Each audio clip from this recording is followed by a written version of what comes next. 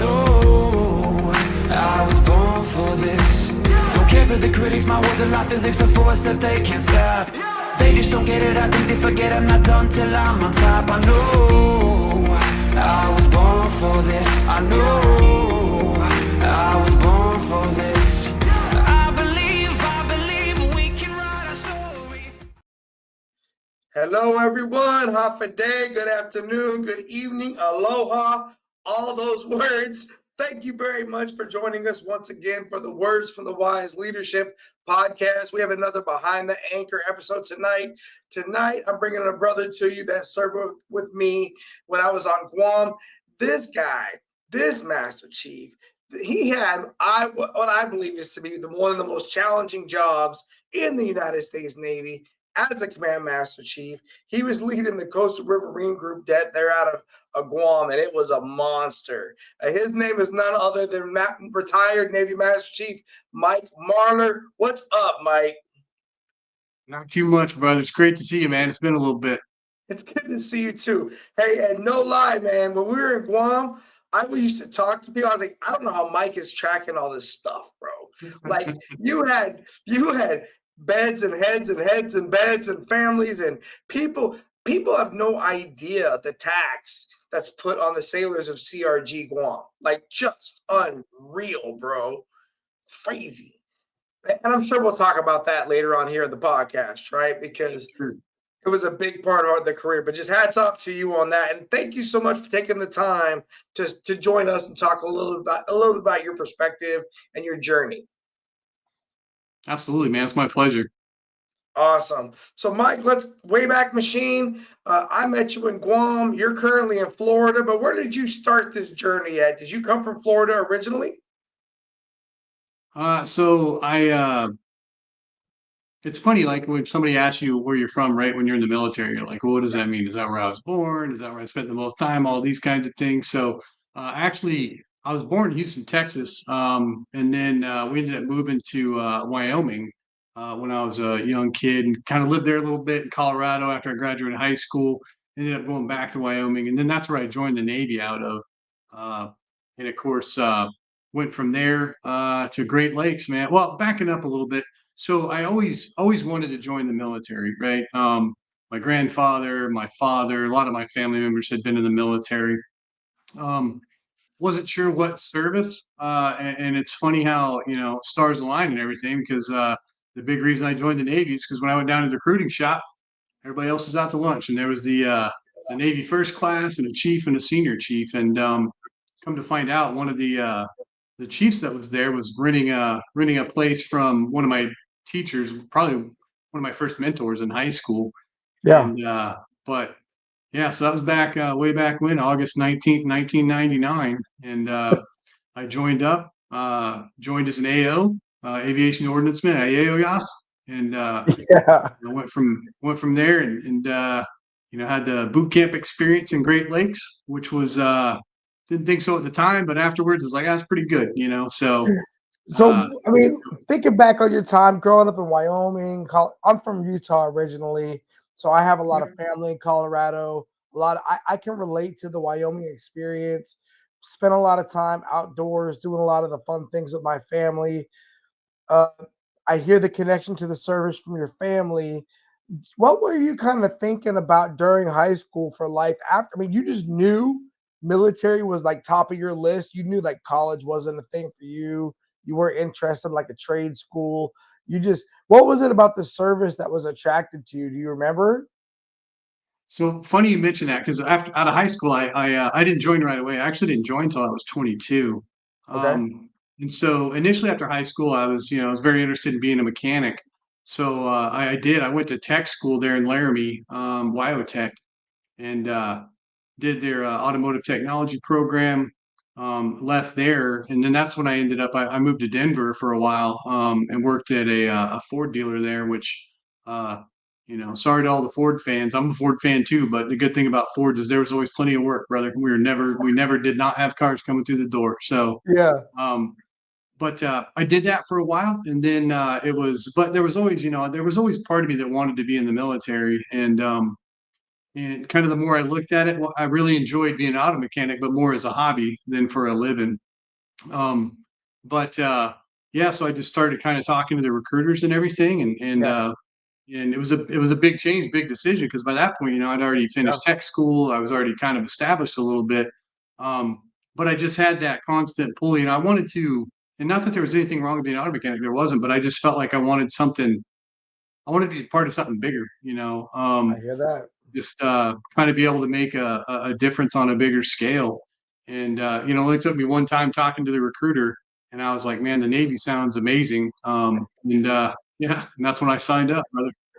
You know what's funny is you're probably about the fourth person that I've talked to during this process that has a similar story. That I just went to the recruiter row, right? And the people I thought I was going to speak to weren't there, not available, didn't pay attention, whatever. And then this Navy recruiter just seemed to have the right flavor, the right swagger, the right words, and I was sold. And there you go. And then I don't know about you, but I'd spent a tour as a recruiter and I've been that guy. Like I've literally caught people in the parking lot as they were leaving one place and just gave them a head nod and what's up, bro? And they stopped right there and came after me. Like they wanted to know more about why this short guy with had all his energy and they didn't. I don't think they got what they wanted out of their previous conversation, right? And so, I mean, I think it just goes to show timing, preparation, the right person, the right time. It can make magic happen, right? Absolutely, absolutely, man. Yeah, so you come in the Navy AO, and for all you that don't know, AOS or IAOS or however y'all say it, if you ain't ordnance, you ain't Yes. stuff, right? Right? And they stand on that business. And it's not just AOs, it's gunners, mates, it's really anybody in the Navy that functions with ordnance, right? But especially in the aircraft carrier Navy. So you come in, go through basic training. Sounds like it was a good experience for you. Mhm. Um, After basic training, do you go right down to Pensacola for A school? I did. And that wasn't. I can't remember what year they opened up the A schools down here because a lot of them used to be up in Millington. But yeah, I came down here to NAS Pensacola, and everything was fairly brand new, which was a cool experience too. Because I got in there and I was like, man, look at this place. This is amazing, and just seeing the types of training devices and airplane mock-ups and stuff like that, and then going into the AOA school where yeah, the instructors to say they were proud was an understatement. And so, but right away you feel that you got that feeling of the sense of belonging to this group and people passionate about what they're doing. And Yes. it really just motivated the heck out of me, man. Matter of fact, I scored very well. I scored number one in my class just because for me it was just like, man, I'm joining this group that's pretty freaking awesome, and I better step up to the plate and make sure I can do it too. So when a lot of my barracks mates and everything were out just hanging out and having a good time, for the most part I was just study, study, study. And of course too, I was already married and had children when I joined, so the score for me was well, I mean, I already had a lot of things that I needed to make sure I was doing people I was doing right by, and making good decisions. And so I took all that energy and just dedicated into, hey, let me make sure I know everything I need to know when it comes to the schoolhouse. Man, I think I missed that in our earlier conversation. So you were already married, had a family, and you and your Yes. wife jointly made this decision for you to go into the Yes. service and to embark upon this journey of whatever it was going to be. Yep. Man, So it was that's definitely huge, bro. yeah, it's definitely a family decision because we were going from, like I said, I was decently established auto mechanic and making a decent wage and everything, but it was just like I didn't feel like, I felt like I could do much more than what I was doing. Like I said, I want to be part of something bigger. And Yeah. my wife, was then and continues to be such a source of support. And she's like, yeah, we'll make this thing happen. So, and dude, Wow, that's when you freaking first join the military, it's inspiring. rough. Yeah, you're That broke already, dude. And then you put a family in there too, bro. Yeah. So it That's was inspiring. Well, and the fact that you guys are still married to this day, which we both know. I mean, my wife and I got married in 2002, been together since 2001. But we know we are not. We're uncommon in a world of unfortunate, frustrated yes. relationships, right? And so I am looking forward as we work our way through this journey, and I know we're going to hear some of the reasons why you guys made it. I know we're going to hear it because having known Oh, yeah. you and having worked around you and served with you, I'm sure I'm looking forward to. I'm looking forward to the pearls of wisdom coming out, but I have a good idea what they're going to be. So, did you reconnect with your wife and your child again? Was it in Pensacola, or were they standing by till after you finished A school to figure out where you were going to get your first set of like no kidding orders? So I was actually very fortunate. My parents as well were always very supportive. So she actually got to come with my kids to my boot camp graduation. So I got to see Okay. her then, which was amazing. And that was definitely a boon for the morale because, geez, I think I was in boot camp. It was crazy, my division, because, it was 8-week boot camp back then, but I think I was there 11 weeks because it was like, you get there and you don't even start P days yet. You're just waiting around to start. Yeah. And, they're RDCs are making sure to tell you, it's like, yeah, this day didn't count, that day didn't count. You're just like, good night. When's this thing going to start? And Right. that was the big challenge for me was being away from the family. And then, people who haven't served don't understand that colossal change that you undergo in basic training. You go from being a civilian and kind of doing your own thing to where you're doing nothing in boot camp without their say so. Yeah. And that being away from home and missing the kids and everything, it was quite the challenge. I mean, she was amazing. Kept sending me letters to keep me going, and every now and again got the call. But yeah, I was very fortunate. I got to see her after basic. I didn't get a chance to see her when I graduated A school, but we pretty much met on the way, and then because I got orders to Lemoore, California after that, and so and that's where we headed out and kind of met before that, and got over there to NAS Lemoore. Awesome. So get through boot camp, get to see your family, enjoy some liberty in Chicago, get down to Pensacola, get some of that AO juice shoved inside your veins, get you all motivated. You get to pick up your family on the way, and you are going to another one of the most challenging duty stations in our great Navy. And people don't know about this. I got Lemoore is people that love Lemoore. No doubt. There's people that are there. It's just like anywhere, right? People love Virginia. There's people that Mhm. love Florida. Everywhere has their people, but a lot of people don't optimistically look forward to getting stationed in Lemoore. And so your No. first duty station, I'm sure you don't really know what you're getting into. You're going to a squadron probably, right? So believe it or not, no. The weapons station there, they ended up sending me to the weapons station because they were very undermanned. And then this is when Lemoore was really starting to undergo its growth because when I got there, I think there was only maybe 8 squadrons, I want to say. And this was Mhm. right before the F-14s converted over to the 18s. And then they started sending those squadrons out to Lemoore in the midst of them building, because I was there when they finished that Super Kayla, where they could dang near put every weapon we had just in the arming area. It was insane how big it was. Because before, a lot of the F-18s would fly up to, like, when they go to Fallon to drop bombs, they would have to fly up there, land, load up, drop it, and then come back to Lemoore. And then once the Super Kayla was built, then they could do all of that there. So the workload of the weapons department, it felt like it exploded overnight, man. And we were working regular days to suddenly, 10, 12-hour days, and sometimes on the weekend. And I had no cause to complain. I was brand new to the Navy, but there was cats over there, man, that had just come over from those F-18 squadrons, and they were just worn out. And it's like, hey, cool, welcome to shore duty. We're going to work you 6 days a week here, and sometimes, Ooh. 7 and 10, 12 hours, depending on what's being dropped. So it was, I underwent quite the change while I was there. But I had a lot of great mentors and people I still talk to this day Yeah. that really kept me on track and kind of looking at the Navy now as a career. Hey, what do you really want to do? Which, for me, it was a benefit when I came in a little older, 22, because I just kind of had a different view of things. I can imagine when I was 18, I wouldn't have cared to be like, whatever, man, I'll come here and build bombs all day, and then I'll go freaking, hang out with my buddies and night, come back, do it tomorrow, and not give a second thought to my career. But I had Yeah. some really good senior guys there that kind of helped me start, hey, really start focusing on where you think you're going to go in the Navy. And my LCP, well, the LCPO at the time, there for the weapons department, Phil Zavadny, he's still a mentor to me to this day. He's a great guy. Yeah. He was the one that kind of clued me into the P3 flight engineer program. And so it was actually out of Lemoore where I applied for and got picked up for air crew.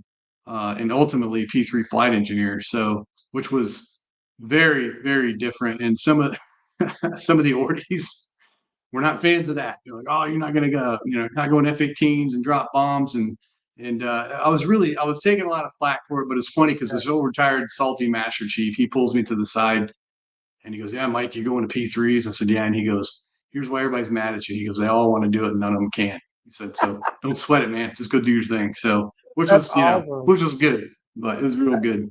How was it for your wife and for your kids when you were putting in those crazy hours and just your first, I mean, and being able to, it's one thing to be underway, right? And you're not able to come home, but it's hard for families to wrap their heads around us being gone all the time when we're like 30, when we're like 20 minutes that way, right? We're Yeah. not extreme. I mean, I remember multiple times throughout my career, my ship would be pierside and I'd be working around the clock. And I was just like, I could walk to my house in 10 minutes from the ship because we live overseas, right? And that was Yeah. hard. That was hard for the work-life balance because it was a frustration piece, right? Did your wife, as a young spouse, young military spouse, I mean, definitely already a seasoned spouse because you guys have been married a while, had some kids, but new to this military community, was she able to get connected with other people quickly and kind of get an understanding as to how it was going to go, or was it she just kind of rolling with the punches and taking care of business on her own?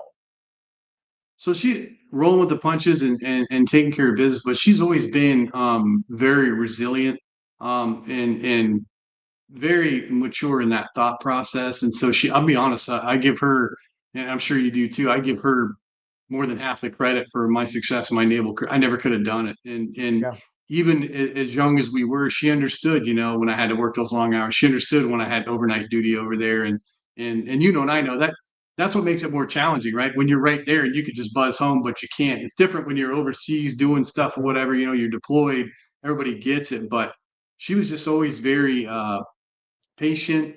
She was never a hater of the Navy, which I know some spouses get to that point. They just can't stand the Navy anymore. She never got to that, but yeah. she was always a wonderful wife and a wonderful mother too. My kids had a wonderful youth growing up, and both had an appreciation for the military. And a matter of fact, two of them, I didn't have one of them that I didn't have back then, but one I had back then, he's in the Army over in Germany. And it just, so that was a positive way they saw growing up in the military, so much so that that he wanted to join. But That's no, yeah, I've always been that's very huge. blessed. She was always very supportive. And that just goes to show how you were probably communicating about it on the way home too, because a lot of times the spouses really only know what their spouse is telling them about what's going on at work. Mhm. And I used to tell guys like, quit going home and only saying bad things to your wife about work because of course they're gonna back you up on it, man. What they're they're gonna if you don't like it, then they're gonna hate it because they care about you, they love you, and you're frustrated. So you got to manage that. And it's a maturity piece and it's a communication piece and it's what's the next why are don't forget why we're doing this, right? Don't lose that. And I'm sure you never lost that. So she was Yeah. able to still support you in this role, which is great. So what was it about the P3 mechanic program that interested you? Was it about, I mean, the physicality of it? Was it about the critical thinking piece? Was it about being on? So what is that job for the people that don't know? So P3 flight engineer, the P3, unfortunately, she's out of service now. But it's primarily it was built for anti-submarine warfare. A lot of the Russia stuff, and it would go out and try and find subs and stuff like that. So, and then they also installed a pretty robust camera package on that as well. So it became very effective for high altitude surveillance. But it carries a crew normally of 11 to 12 would be your combat air crew. And in the flight station, because of the age of the aircraft, it still had a flight engineer. So up on the flight station on the left, you get your pilot. The right, you get your co-pilot, and right in between the two of them is your flight engineer. And your flight engineer is your systems expert on the airplane for the engines, and engine fuel, aircraft fuel, AC press. Of course, we're doing the weight and balance and pre-flight, post-flight prop system. I can't forget that, and the electric system. My FE brothers would kill me, but so it's a pretty intense job, and it takes quite a bit of effort and testing to get to that point. So for me, I think a lot of it was is for one, I thought it would be cool to be flying, especially as an enlisted person. And then just the challenge that came with it. Because when I joined the Navy, I told myself, I was like, I don't want to pick the easy jobs. I don't want to half-ass it. I don't want to come out of this experience and be like, yeah, I made it through. I wanted to come out of that experience like, man, I really accomplished something there. And Yeah. so when I heard how challenging it was, and I think when I went through flight engineer school, the attrition rate I think was just below 30%. So it was a uh, fairly high failure rate considering, and it was a very different types of challenging. It was, you know, written tests, it was practical tests, you know, getting in the airplane and throwing malfunctions at you and seeing if you could handle those, and in the simulator. So it was a very challenging. So in a nutshell, back to your question, is you're the systems expert on the airplane. So, and the pilots are relying on you, especially when you have things go wrong. Hey, Yeah. can we still press? And having that conversation, be able to articulate whether or not it's safe to continue in the condition we're in. You know. No, no, I was thinking about as you were telling me all of that, I was thinking about those old World War II movies, and like their Yeah. bombers are flying this bomber. There's always those guys that are like the engineers on that big bomber plane, right? And they're the guys wrenching on whatever they got to wrench on to make sure it can stay up in the air. And then I'm thinking about because I've been on mock-ups of this kind of an aircraft before, or the newer variations when I took my cadets on a field trip up to Mayport, and there's a training facility there, or Naval Air Station Jacksonville. There's a training Oh, yeah. facility there, and they got to go on board this trainer and see like all the stations inside this airplane that all the different crippies or whoever it would be doing the things, right? And so I'm Yep. just thinking to myself, like another aspect of the Navy that, of course, me as a snipe coming up in the ranks had no clue was out there, and I think it's I think it's dope. You found out about this program. You did the due diligence to figure out how to apply. You figured out how to put the package together as a young AO3, AOAN, whatever you were, submitted it, and then got the opportunity to go. And in this day and age, was this already its own rate, or was this a collateral duty of another rate? Or because you also said air crew, right? Did I hear that Yes. as well? So air crew was not its own rate. It was like a designator or like a warfare qual, right? So did you have to convert over to another rate to do this job?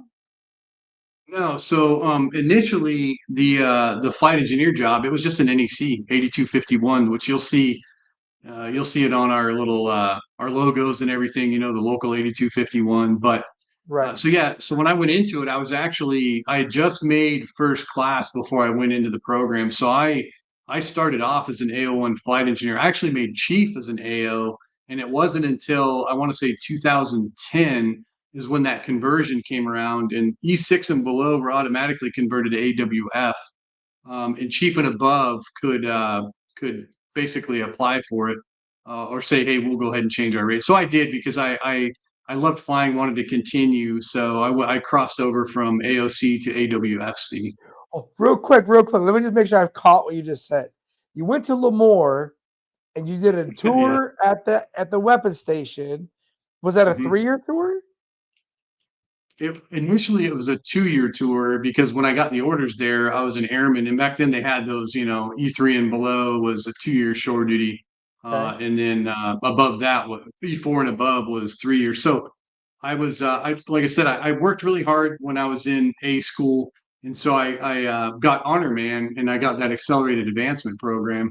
So shortly after I got to Lemoore, I put on E4, and then my gunner called the detailer and got me the extra. He's like, "Hey, he's a petty officer now," so I got the extra year. And then people always look at me funny when I say this, and I don't say it pretentiously. A year and 4 months in the Navy, I was already a second class, and then 3 years, 4 months in the Navy, I was a first class. And so, yeah, I got to Lemoore. I got to Lemoore as an E2, and I left as a first class. That's freaking you know what? I love that for you though. I love that for the Navy because number one, I guarantee you deserved it. Number two, you were working at that level. But number three, just the fact that the opportunity was there for someone to capitalize on that is I think that's phenomenal. You might have just set a new record, bro, in what I've known about people picking up and in a community that's not easy, right? AO is not known for fast tracking. You've got to Mhm. be out there kicking butt, taking names. And oh, by the way, you were in a place with a lot of AOs. It wasn't like Oh, you yeah. were in a small space. It was Mhm. sounding like you said they flooded it full of people because of the workforce is busy. So that's incredible. And then did you think about what could be the career impacts of converting over to a whole new program like that as an E6? Was there anybody that told you, hey, bro, you should be going out to a ship, going out to lead AOs on a carrier? And you were just like, no, I think I'd be happier learning how to go into that other program Yes. because E6 is a tough time to possibly Yes. convert into a new field, right? Yeah. Yeah, absolutely. As a matter of fact, the AO detailer absolutely did not want to let me go. And luckily for me, though, that LCPL I was telling you about, he was a Yeah. prior in-flight orderly on the P3. He wasn't a flight engineer, but he was an in-flight orderly. And so, he was very passionate about the flight engineer program as well. And he told me, he goes, I think you would be great for that. And Awesome. then he was friends with the flight engineer detailer at the time who went down to the AO's desk and said, hey, where's Marler's package at? Goes like, oh, it's right here. I haven't signed off on it yet. He goes, cool, make your recommendation because I'm taking it up to get it approved. And I'm not saying the AO detailer was going to do this, but my senior chief said, you know what? He goes, if you left it lay there long enough, your window would be passed. He's like, and I know he wants to give you orders. And that was, and to your point too, obviously, E5 and above, you're considered a career sailor at that point. And so it wasn't, and that was the other thing my senior chief had explained to me. He says, it's not just a quick application like it would be if you're a junior guy. He goes, so there's going to be some discussion on as to whether or not they let you go. He goes, but he goes, like, I've talked to some guys. He goes, I think you're going to be fine. And sure enough, man, those orders came through because I was either doing that or I was going across the street to the squadrons, which I would have been fine, but yeah, flight engineer was really what I wanted to do. Hey, and you shot your shot, right? Like I think closed mouths don't get fed. For the people, my That's right. students that listen to this, you hear me say that all the time. If you want an opportunity, sometimes it's as simple as just letting people know you want an opportunity. But Yep. then you have to also put in so much work that people will value what you've done and they want to go to bat for you to help you get that freaking opportunity. And that's Yeah. exactly what you did, bro. So, how hard was that school coming out of the being in the weapons station? Was it challenging going? How long is the school to become a flight engineer for those class of planes? So before you go to that school, you go to NACIS, which is down here in Pensacola, which is air crew school. And that one I think is between 4 or 6 weeks. That one wasn't too challenging, but I talked to some guys about it and prepared myself before it because there's a lot of running and swimming and stuff like that and doing the dunkers and all that. Yeah. So I had to get my head, ready for that and then get physically ready. And so that one, it wasn't too much of a challenge, although it was a little challenging because I was a brand new first class petty officer, still trying to find my place as a first class, but and then being in classes with more junior guys, but it was it was a good challenge for me too, is learning how to adapt because not everything, dude, not everything's written down in a book. It's like, hey, if you're in this situation, this is how you do it. So I kind of got thrust out there and hey, start figuring it out on my own. But and then I graduated there, went to I did SEER school in Brunswick, Maine. I think it was in January, which dude, Wyoming was a different kind of cold. I'll just say that, man. Brunswick Yeah. was freaking 3 foot of snow and cold like you read about, man. But um, that one was anybody that tells you that school is fun's lying. It's necessary. It's the best, but it's like the instructor said too. That's the best, most realistic school you'll ever go to in the military. But Yeah. it was another good one. And even my senior chief, as I was leaving, he goes, "You're gonna learn a lot about yourself in that school," and I did. But it was a good experience. So, and then after that, left there and went to VP 30 there in NAS Jacksonville. That was the P3 model manager, and so that's where flight engineer school was. But it's about 10 months long, and it was 5 phases, I want to say. You start off at NAMTRE, where you start learning the basic systems. And I'm going to tell you what, dude, it's baptism by fire, drinking out of a fire hose. You're learning, you're learning entire systems over a 2 to 3 day lecture, and then the next day taking the exam on it, and then later that day starting the next system. So there was a lot of guys that fleshed out in that portion. Luckily for me, the LCPO at the schoolhouse, he gave me the perfect brief when I checked in, and he goes, "Hey, he goes, I'm going to tell you what." He goes, "Some of the stuff you're going to understand it. some of it you're going to have no clue. And he goes, and it's just going to be brute memorization. And then so that's what I did, and that's where I discovered the magic of flashcards. That's literally what got me through the school, man, because it was rough. And I mean, I remember, geez, dude, they would finish up a lecture, and I would stay up that night till 1 or 2 in the morning studying. Go in the next morning, take the test, do pretty well, and I'd be like, all right, man. But then no break. Hey, we're rolling right into the next system. So Yeah. and so once you get done at NAMTRADE, then you actually go over to the schoolhouse, and that's where you start doing the partial task trainers, where you start learning how to start the engines in the plane, which is, the first time you do that, you're just like, oh my gosh, dude, there's no way I'm going to remember all this stuff. Yeah. And then you finally get that down. They're like, all right, we're going to throw some malfunctions at you. And you're like, malfunctions? Holy cow, I just barely figured out how to start this thing up. But, Yeah. Yeah. and then shortly after that, is when you start moving into the flight simulators, and then eventually your first, fly one in the airplane. But it was, yeah, a long, very challenging school. But the thing was too, here's what was very unique about it, is you would have guys come in there, absolute brainiacs, just photographic memories, and any paper test you put in front of them, they were almost acing it. But then you would take and put them in the airplane, where you had to use that knowledge to operate the equipment, or a malfunction happened. What do I do? And that would be a challenge for them. Luckily for me, I was pretty good at the paper test, and then sometimes it took me a little time, but converting that knowledge to my fingers while I was in the airplane flying, doing my job, uh, came pretty decently. But it was still, to this day, I tell people, it's the hardest academic challenge I've ever done, over college, over any of the other academic stuff I did in the Navy. It was just very challenging, but it was so good for me so early in my career, because I was able to see that, yeah, I can do that. And I can apply myself. And sometimes it's just like I tell guys, sometimes it's just perseverance. It's like, how does a gentle stream wear down a boulder into a little round step? It's just perseverance. So sometimes Yeah. just hanging on, and not letting yourself give up. So it was, Yeah. even when I was a chief, dude, there's a lot of times I'd look back and be like, man, this is something I picked up way back in FE school when I was getting kicked in the teeth, and I was embarrassed, and I felt a little shame because I didn't know what to do, but I stuck with it. You just keep moving. So it was, Yeah. yeah, it was a great experience. And the fact is, sometimes there's no cheat code. Just go do it. Do the Right. hard thing That's right. and put the work in, and keep getting up. And real quick, as you went through that story, first you had to get through freaking air crew school, it sounds like. Then you had to Mhm. go through the search, evade, rescue, evade, the school where they essentially make you run for your life, right?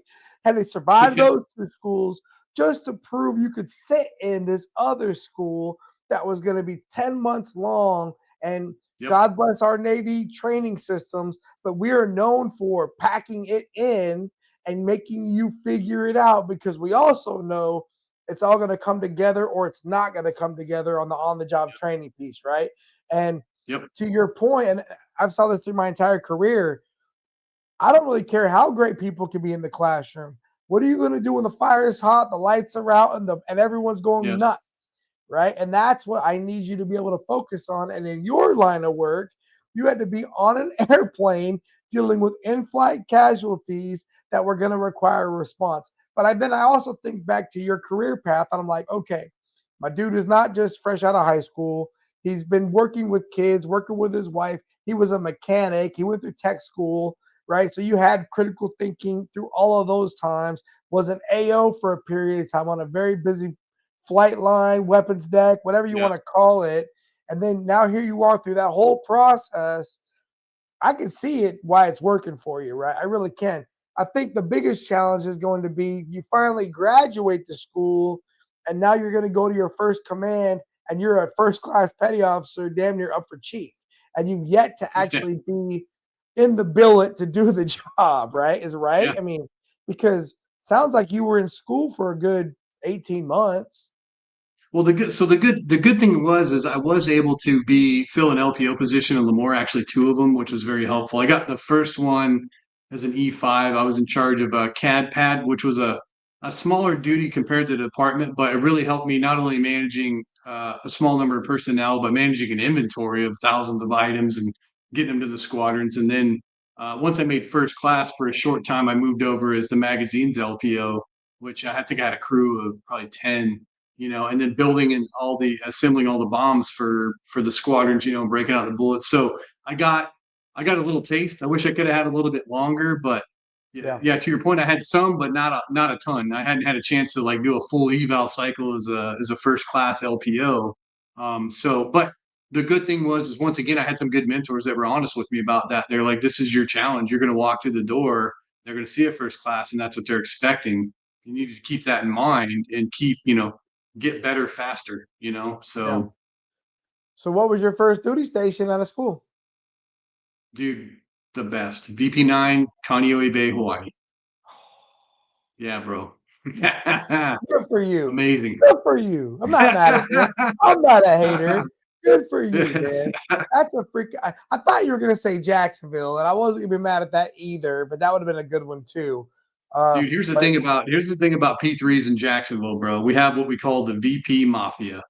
And if you ain't a Mafia member, you ain't staying in Jacksonville. So I was never part of the Jax Mafia. So there was I pulled one tour there, but that was only because I went back to VP30 to be an instructor. And then as soon as I finished that tour, the detailer's like, "Yep, you're going to Whidbey Island, Washington." So, dude, I never got to hang out in Jax like the other guys. Oh, you got to go to Hawaii for this tour. I bet your wife was excited for that one. Oh yes, very much so. Everybody, the whole family, right? Oh, we're coming to visit. So, and it was. I mean, it did not disappoint, bro. Did not That's disappoint. Awesome. So you went through Chief's initiation on Hawaii. I did. I absolutely did. 2007. Is that an air base?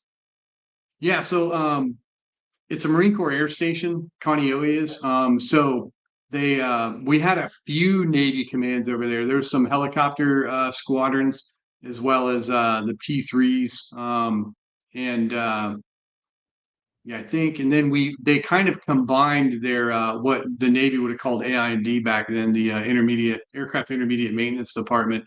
It kind of combined with the Marine Corps. So it was like half Marine, half Navy. But yeah, there's quite a bit of Navy out there. I'll tell you this: when I went through initiation, I figured out there was 300 genuines on that base. I bet you did. Good times, bro. I bet you did. 31 selects and 300 genuines. Good times, bro. Was it? So looking back on initiation for you, as you've already been leading ahead.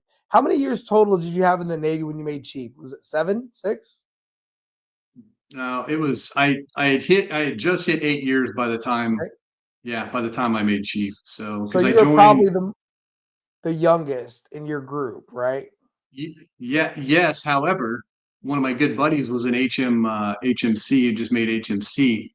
So while I had less time in the Navy than him, he had less time as a first class. So we kind of helped each other out. The genuines would chew me up, and then he would jump in and remind them, that he wasn't a first class that long. So it kind of worked. So we kind of got to share that pain, But yeah, dude, I heard about it all the time, bro.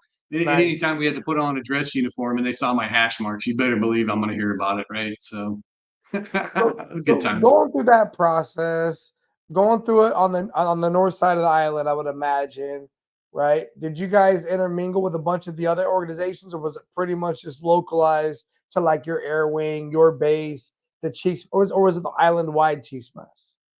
So we got to do quite a bit of island-wide stuff with the commands that were there. Matter of fact, we got to go. We kind of had a field day over at Pearl. We got to go on the damage control trainers and kind of join up with it. And then I met a bunch of dudes that were much more junior than me, the nukes. And I was dudes like, I've been in the Navy 6 years. I was like, good night, dude. I was like, are you ever been an LPO? He's like, what's an LPO? And I was just like, all right, dude.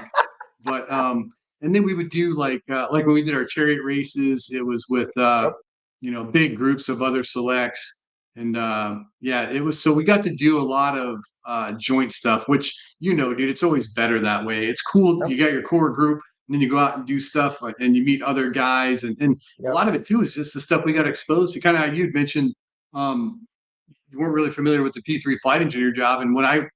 And same for me, dude, we went in this big group. I was meeting dudes. I didn't even know what they did, so it was really cool that you really start understanding just how big the Navy is. Colossal, right? Communities you never even heard of. You know what I mean? It's just really cool. Like before I came out to Guam, brother, I heard a little bit about coastal riverines. I knew nothing about, all the stuff that went on with it, and I didn't have much experience with the Expeditioner. Didn't even really know it existed, dude. But here I am. I'm a CMC. I'm heading out there. Yeah, So yeah. No, no. And the thing about Hawaii, Hawaii is one of those communities that does that kind of stuff really well. Because they're mhm. overseas in their own way. They have a really good heritage piece out there, and they're very active. I've seen that a lot. I mean, it's different than like San Diego has a great thing too. So does Norfolk. So does Pensacola. So does Jackson Maple. Everyone has their things, but Hawaii is a great place to make cheap. That's all I'd say. It's a great Yeah, oh place yeah, to go through absolutely. this. Yeah, for And sure. I mean that's why it was weird to me sometimes places I went when groups didn't join together. And that's another reason I love being with you in Guam too, is all the stuff we did together. It's just like, Yeah. yeah, it's great doing it within your command, but it's even better when you can join in with others. You know what I mean? Yeah, for sure. And I've seen it like you. I've seen it all kinds of different ways. And it was a lot of it was geography or community or people that were afraid of doing the wrong thing and not wanting to answer for other people. Just all these things I get it, but sometimes you just gotta lead, bro. Don't worry Yeah. so much and just lead and trust in the process. And oh, by the Yes. way, and have officers that understand and trust you. And I think that's where people get a little nervous and they don't feel Yes. like their officer has their back. Then of course, I get that part. So you're in Hawaii. Great job, great tour. Is it 36 months, 3-year tour? That one was, yeah, I got there in, yeah, it was just shy of 4 years, I want to say. So Okay.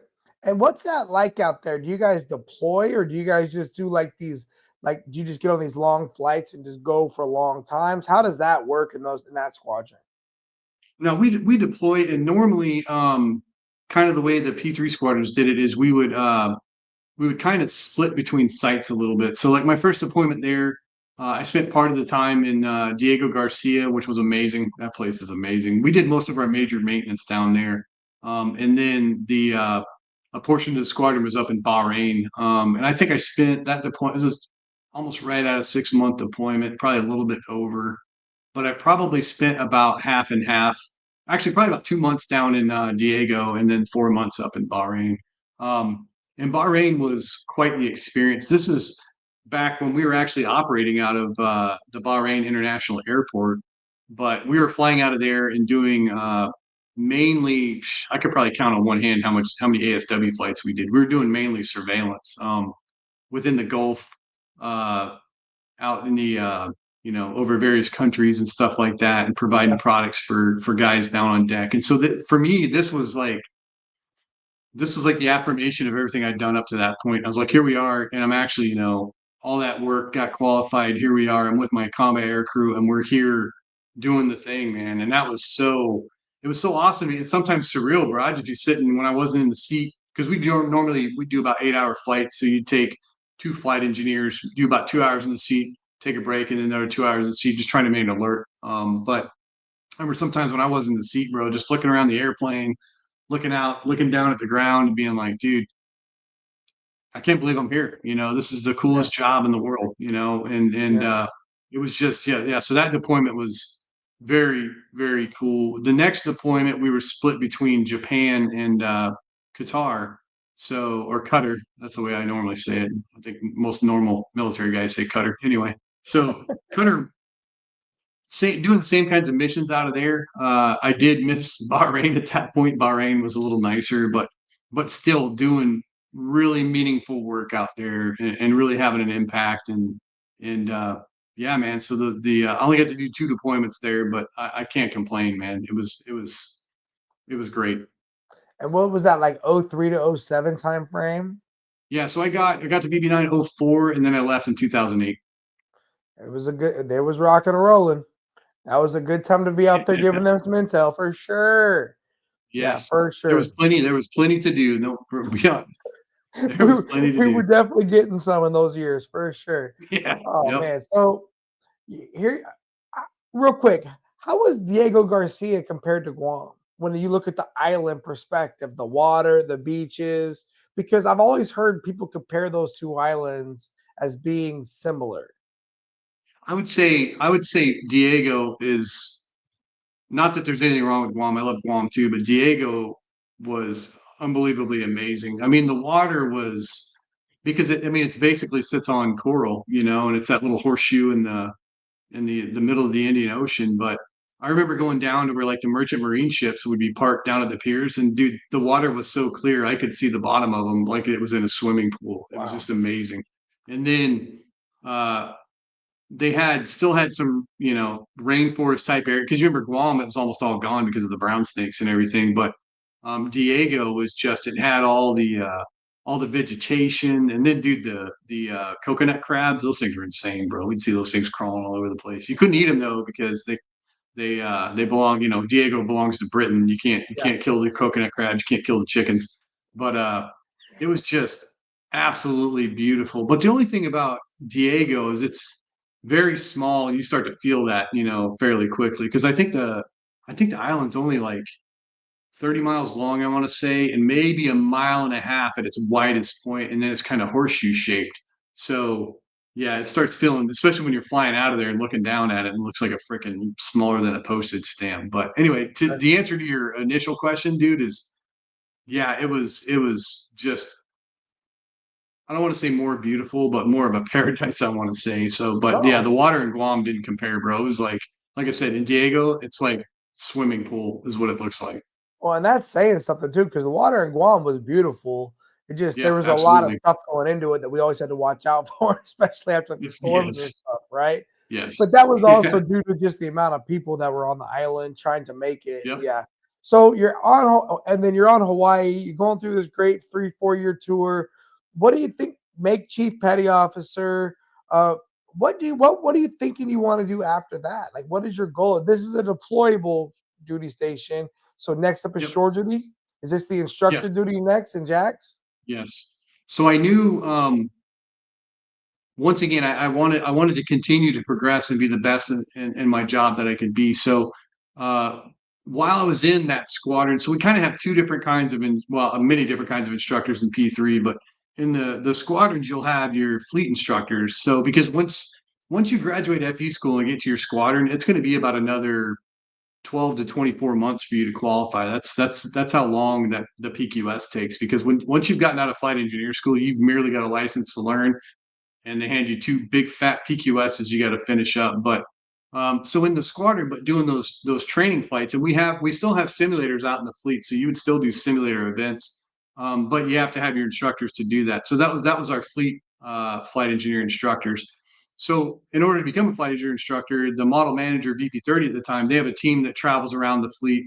And Let me back up a little bit. You start that fleet IUT PQS in your squadron, and then after you do a few events, the squadron would look at you and be like, all right, we think you'd be suitable to be an instructor. And then that fleet IUT team comes around, they kind of run you through the roles, and then they'll make a recommendation to the CO whether or not you should be an instructor. So Yeah. me and a buddy of mine went through, and you know, blessing for us, both got recommended. And so we became fleet instructors. And so at that point, also, that fleet IUT team will feed back to VP30 and being like, hey, when the time comes, we think this person might be a good instructor here at the schoolhouse. And so me and same buddy got the nod. And so then I applied for instructor duty at VP30. You got to send in your evals, your NATOPS checks and everything, and they kind of screen you. Yeah. Now, what's funny is I applied for it before I made chief. And then the senior chief, who was the training LCPO, calls me up and he goes, hey, I like what I see, really like to have you here. He goes, but I have too many chiefs. He goes, if you make chief, you're not coming here. So then I make Really? chief. Bro, I called him on the phone and I'm begging. I was like, Kent, you gotta let me come, dude. I know this is what I need to do. If I'm gonna be, the best flight engineer I can be and an asset to the fleet, I need to come there. And about 5 minutes into me talking, he's like, dude, I was already going to take you. He goes, I was just messing with you. He goes, you already got Oh, your orders here. So, which was a relief. But anyway, so yeah. I get to go. I get to go there and showed up as a chief, for instructor duty. So Nice. So going to there as a chief, moving to Jacksonville, transitioning back to the States, going to be closer to family again, getting to be closer to just everything back in the States. I, I'm sure that was probably a fun time in your guys' life, right? As a family. absolutely. I mean, At that point, how old is your oldest child? Is going into teen years yet? So that would have been 2008. So yeah, he was 12. I think he was just getting ready to turn 13. Yeah, he was just getting ready to turn 13. When you So got that's my there. oldest. So Yep. 13 through 16 in Jacksonville, getting that Mhm. opportunity. Uh, when you're looking at that Jacksonville time, what was the thing that sticks out to you the most when it comes to, I'd say, family during that time? Was there anything like it was just a great family time? It was a great. Uh, how was that tour for your family? Is it good? It was great. We ended up we lived in Lake Asbury over there, and so my daughter went to Lake Asbury Elementary, and my son went to the high school over there. I can't remember what the name of the high school was, but Okay. close to the house. And so it was cool being because Hawaii was great for them too. I mean, they absolutely. As a matter of fact, if you ask both of them, where they're from, they'll probably tell you Hawaii because I think that was the place they probably lived the most in their life up to that point. But Yeah. um, it was kind of good getting established back in there and just having I don't want to say normalcy, but it was almost like the normal American family. We got our house here and we got the schools here because down in Kaneohe we lived on base. I was deployed a lot, so it was a little chaotic at times, but Yeah. so kind of we living out in the local economy and it was really cool just having that experience. And we also made a major decision in our family at that point too, is we actually became a foster family and fostered three children while we were down there. So, and actually four. We fostered four, and then coming out of there, we actually my youngest daughter we adopted out of Jax, and then eventually once actually I take that back. We were already in Whidbey when her adoption went through, and then also adopted our youngest. So that was that was a major change for the family doing It's that. very So cool though, man. I will tell you when I remember being in Guam and hearing all the conversation about needing parents for the foster system and needing people to help out with the kids. Because I had in Japan, you didn't really hear a lot about that. In San Diego, I don't know, really remember hearing a lot about that. I was in Norfolk, I didn't hear a lot I heard a lot about that in Guam. Then when I came to Ocala, where I retired, there's like, oh my God, there's like a sincere need for people to mhm. help out with all these kids. And I just had no idea how many kids there are in the system that Yeah, unfortunately don't have a person, right? Like yep. it's a thing. America, we got a problem, and it's not just the other countries in the world that have those problems. Here in the Yep. hometown USA, it's a thing. And so, I mean, and did you get to that point like through your church, or was it something your wife originally heard about? How did you guys first So get exposed to the idea?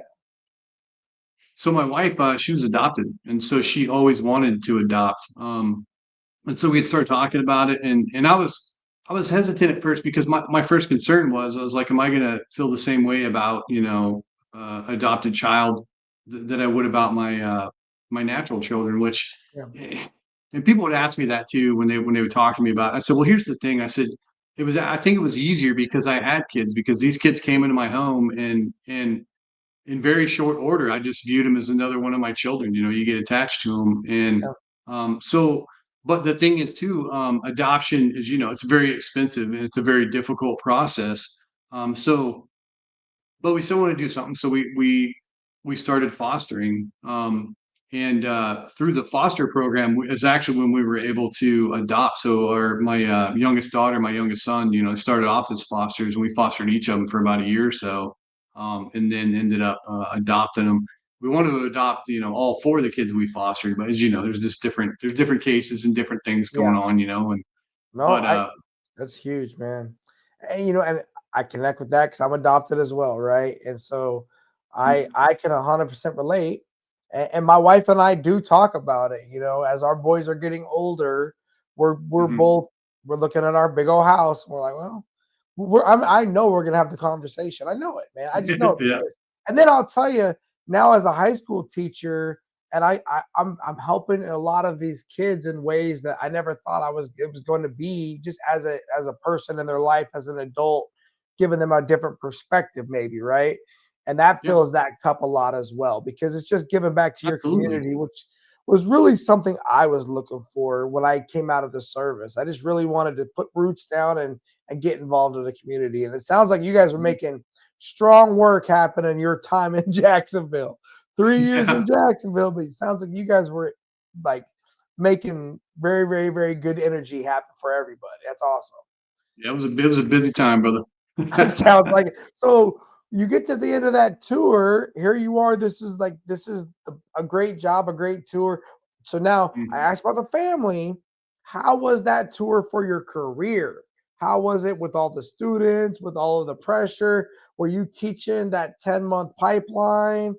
How was that as an instructor on the other side of that program? Because that's a big school. That's a big responsibility. Yeah, it's the biggest squadron in the Navy. So yeah, it was massive. So it was great, very great for my career. And I like to feel I did it right because I did stay so busy. I got to hit the major jobs while I was there. I got to be the student LCPO. I got to lead the fleet instructor and training team. And I also got to be a NATOPS evaluator, fleet NATOPS evaluator. So I really had a great tour, and that set me up really strong. And then just the competitive numbers there. I think our Chiefs mess was like 90 strong or something like that. So it's just massive. And not just a competitive closet, but the different flavors of cheese, seared cheese and mashed cheese we had in there, dude, it was so good for me. Because you start gravitating towards see some guys do some great stuff. You're like, yeah, I want to do that. See some guys doing some not so great stuff. Probably not gonna do that stuff. But um, so it really it set me up well. And then so for us at that point, I was in they call it FRS flight engineer, fleet replacement squadron, which is a schoolhouse. So you're an FRS flight engineer, and the way our community does it is you want to at least every squadron to have at least one FRS instructor, and two if you can get them in there. And so that felt good too. I got orders out of there. I got to go to VP 46 up in Whidbey Island, Washington. I got there and I was the senior flight engineer and the senior air crewman at the time. We had no other. Well, they had. I wasn't senior air crewman right away. I was a senior flight engineer because we didn't have any other chief flight engineers there. And then eventually serving as the senior air crewman as well. But it that experience really set me up well for that next one. But what's funny about us as flight engineers is like, am I ever just done getting calls and doing all this stuff? And it's like, no, you're never just done, dude. There's always something. So it was a new experience for me because now I wasn't just uh, an instructor or something like that. I'm talking to the skipper about, hey, how are we operating the airplanes and policies and stuff like that, and ensuring that all of my young flight engineers are hitting their wickets and getting qualified, and any difficulties they're having, they're being addressed and being taken care of. And also eventually I became the ops chief, so juggling those duties, and so That's a big one. the funny thing about flight engineers was even back when I was in VP9, I wasn't just a flight engineer. I was also my first maintenance job. I was the line LPO. So I was Yeah. the line LPO and flying at the time. And then after I made chief, I was the NATOPS chief and flying. And so for us, it was like flying was only half of what you did. But I was well prepared by the time got up there to VP 46. It had some great mentors and just had some great tools at my disposal. So uh, yeah, that really and I had a great tour there, man. Just a freaking great tour. It was great people up there, great relationships between the aircrew and the maintenance department. It was an amazing tour. I've always heard nothing but good things about Whidbey. Um, I'd go to Bremerton to go see the Carriers when I was at a float training group, San Diego, and I would go up there to Bremerton, and you'd hear about Bremerton, you hear about Bangor, then you'd hear this mythic place, Whidbey, right? You hear about Whidbey, and it was just this special place that only aviation got to go to, That's right. and That's right. it was, and of course it's the Pac Northwest, so you're either gonna love the beauty and love the seasons and love the culture or not, right? Because I'm sure there's people that didn't like the winters or whatever it was, but Yeah. I mean that is a great place to spend a few years and hopefully. Did you leave there as senior chief? Now, well, it's funny you mentioned how beautiful it is. I never got to SOP. I was there 30, I think I was there 37 months maybe, and I think I was deployed something crazy like 17 months or something crazy like that. But So all these now I saw a little bit of it, but everybody's like, "Ah, beautiful." I only tended to be there during what I like to call Pearl Jam weather, dude, where it's always overcast and it doesn't really rain there, right? It's just like the spit and mist. But I take Yeah, everybody's word for it that it's beautiful at some parts of the year. your But family got to enjoy it so though. yeah, yeah, yeah. I mean, yeah, I really don't have anything bad to say. I still got good friends that live out there. I mean, it's not bad, but yeah. So I know I left there as a chief. So back when we did when they converted us from our maintenance rates into the AW rates, Yeah. it really shrunk up our advancement because I think there was only 400 400 something just flight engineers in the fleet. That was all of us. So we went from these big maintenance rates to this little small rate, and then I mean I'm competing against these guys. They're absolute rock stars. I mean I remember waiting for the senior chief list to come out, and it would come out to be one, two dudes, and they were like guys that were my instructors when I was going through FE school. You know what I mean? Mm, So it yeah. was very. I went from a pretty decent advancement rate to almost nothing. Matter of fact, the year before I made it, actually, I didn't make it until I transferred to my next duty station, which I went to VXS1 down in Pax River, Maryland.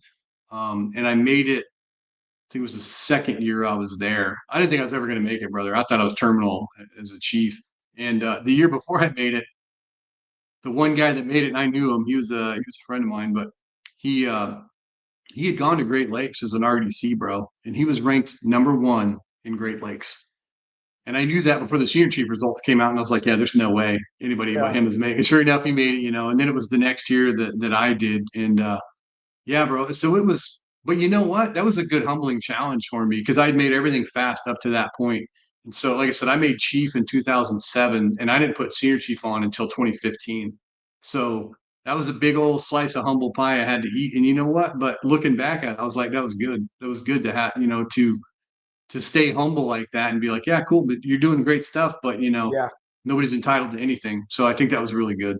Well, and look at that seasoning you got, right? So you make chief in Hawaii, then you go to Jacksonville to that ginormous squadron, Yep. huge Chiefs mess, and you're very productive, do a great job, and then you go up there to Whidbey, get that experience. Uh, Things change beyond your control, and then I think it just goes to show that eventually it can work out. The cream rises to the top Yep. eventually, and Yep. Pax River, Maryland. I've heard there's an air station there.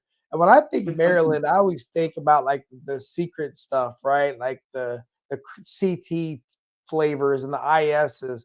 Is that why there's Pax River, the airfield there? Because of No, those activities? Pax River is like it's kind of like that's where your aviation development's happening. That's where NavAir is at.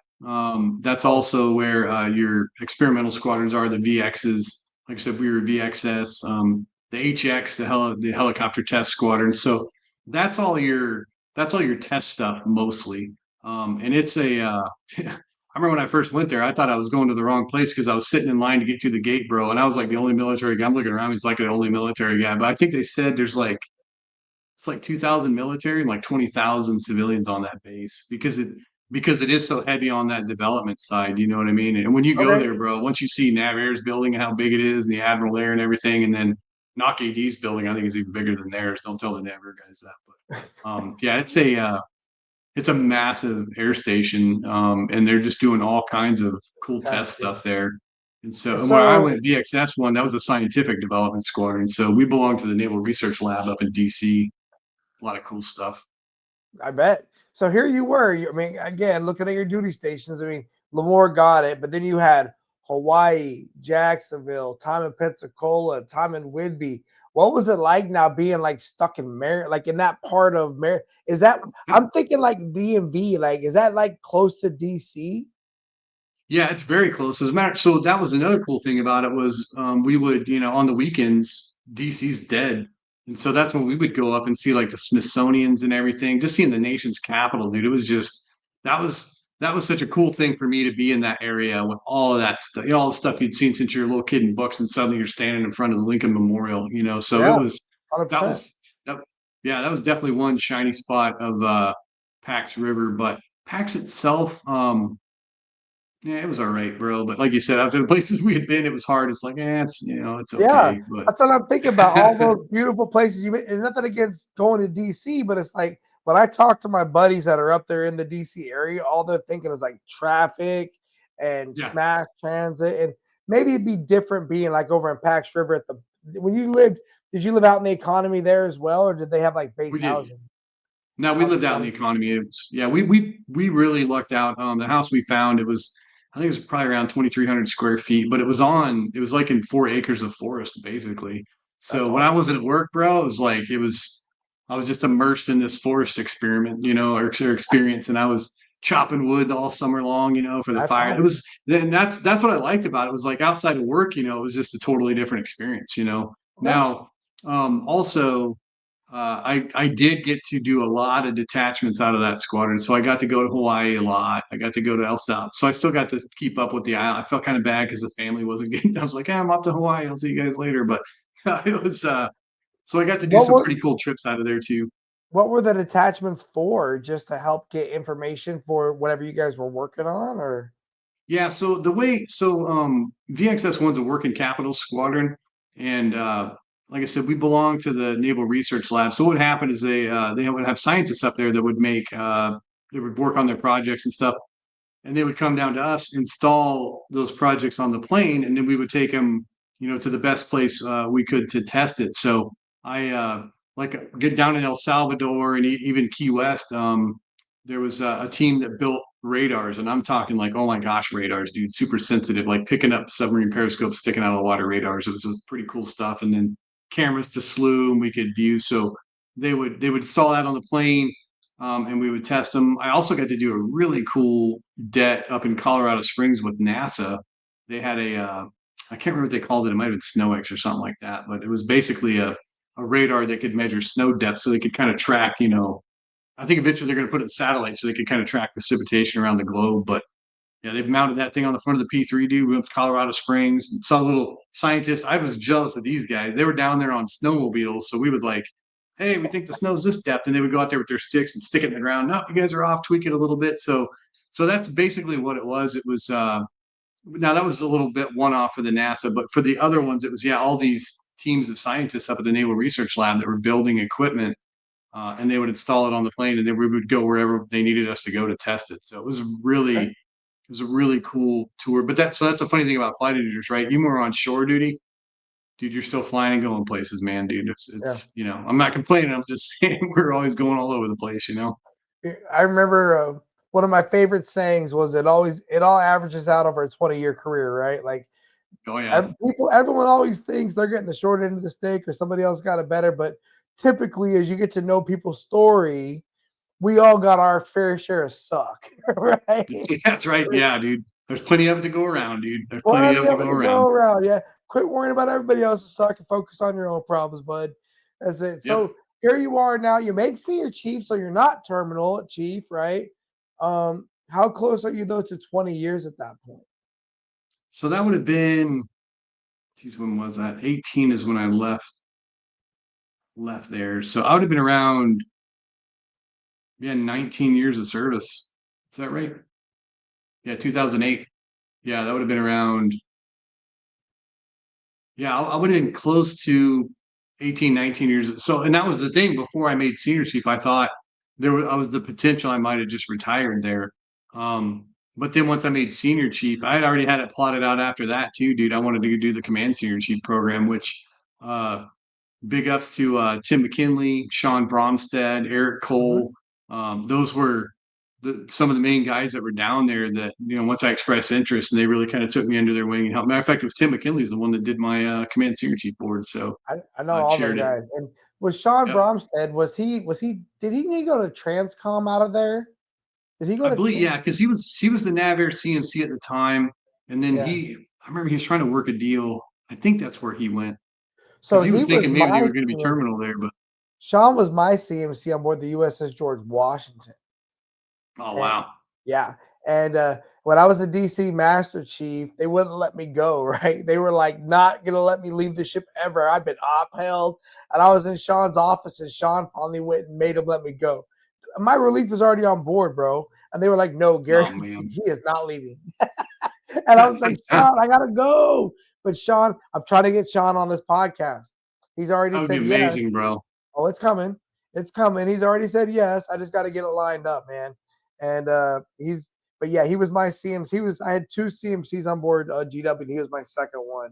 They were both great for different reasons. Love them both for different reasons. And so I think that's cool. And McKinley, I know him through people and through his role in naval aviation. I'll just give it like that, right? Oh, yeah. So why do you want to go into the command program? So it was, I think it kind of,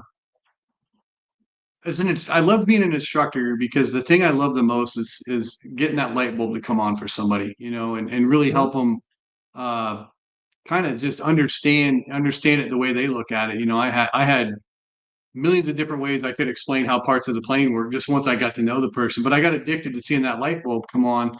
And as I looked at the command program, and I wanted to be in the command program way back when I was at VP 30. That's when I actually started sitting in for my CMC and working on those stuff. So this is back in 20, because Sean even mentioned it when I put my package together. This would have been around 2011. I want to say 2012 is when I started putting in my eval as a chief.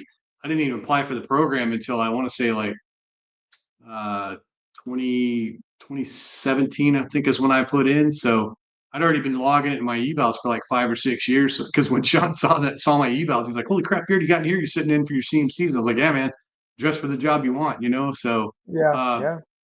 But it was that thing. I'd had some good mentors of mine that had been in the command program, and then I just saw a place where I was like, I think I could be really effective there.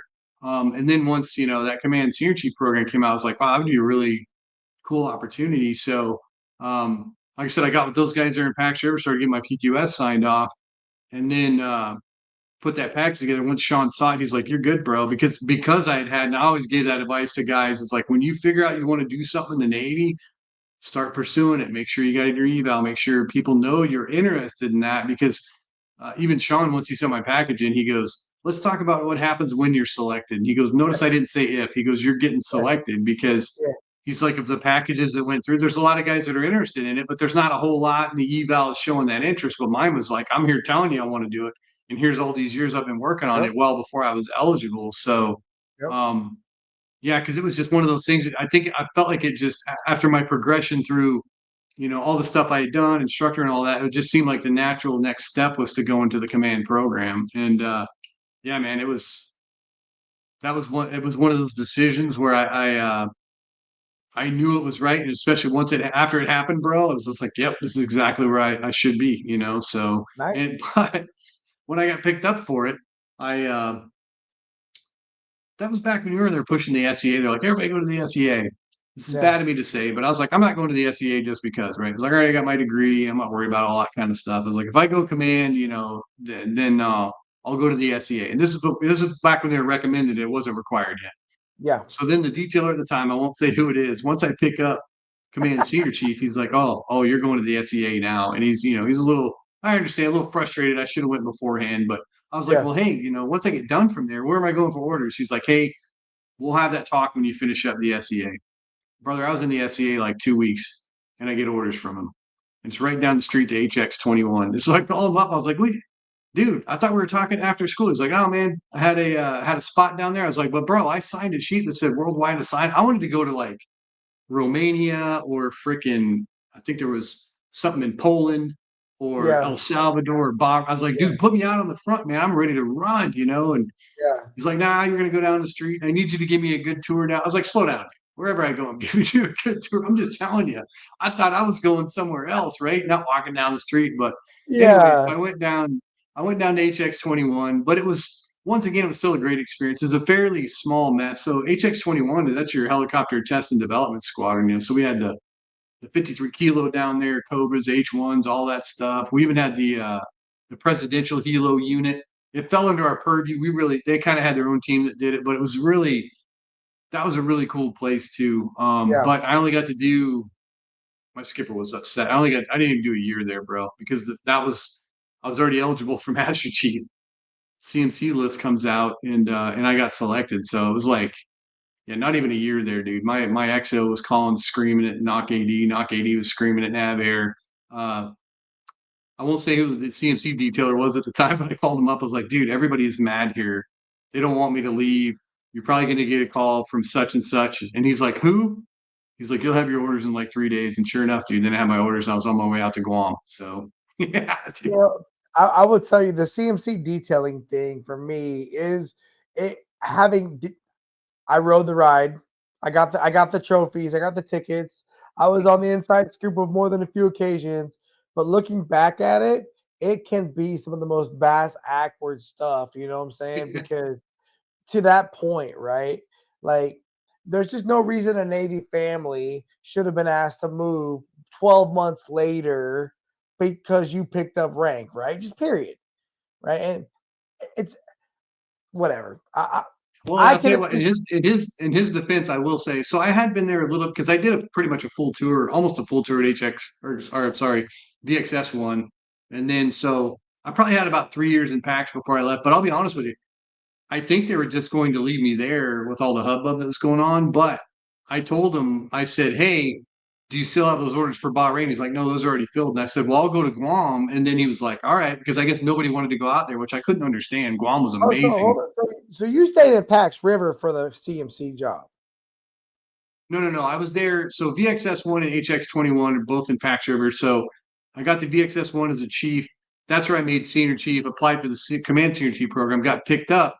And then they just sent me down the street to Got it. HX21. Okay. And then I I was did under less the than a year impression down you there. went up to like by the SCA and went to CMC school. Oh, no, no, no, Okay. no, no. I can see No, the that would have logic. sucked. Yeah. Well, I can see the logic there. And I remember I I am willing to bet this is right about 2017, 2018 time frame, right? And I remember when they just got the command senior chief ratings up and they had all these gaps command senior chief billets and Yep.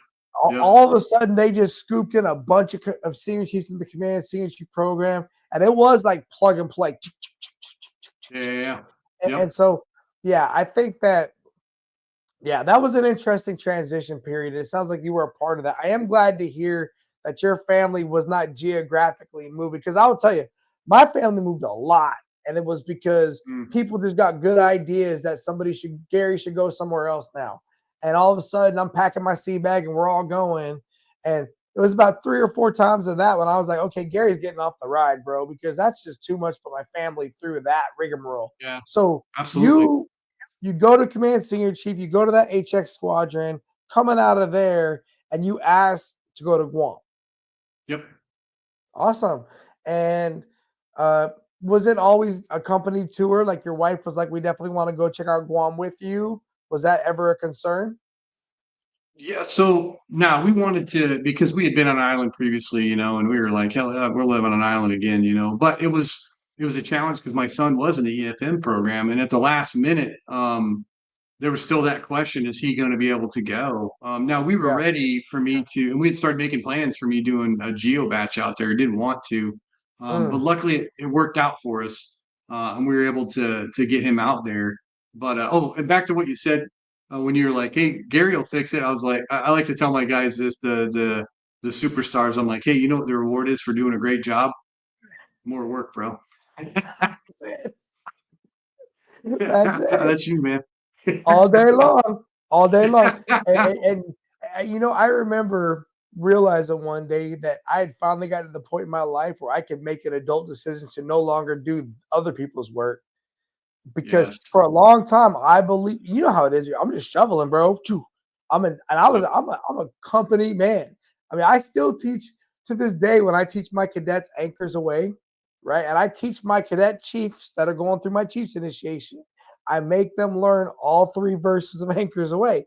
And I tell them, Yes. let me hear my company song. And they know it's Stand Navy. They get Very into it. nice.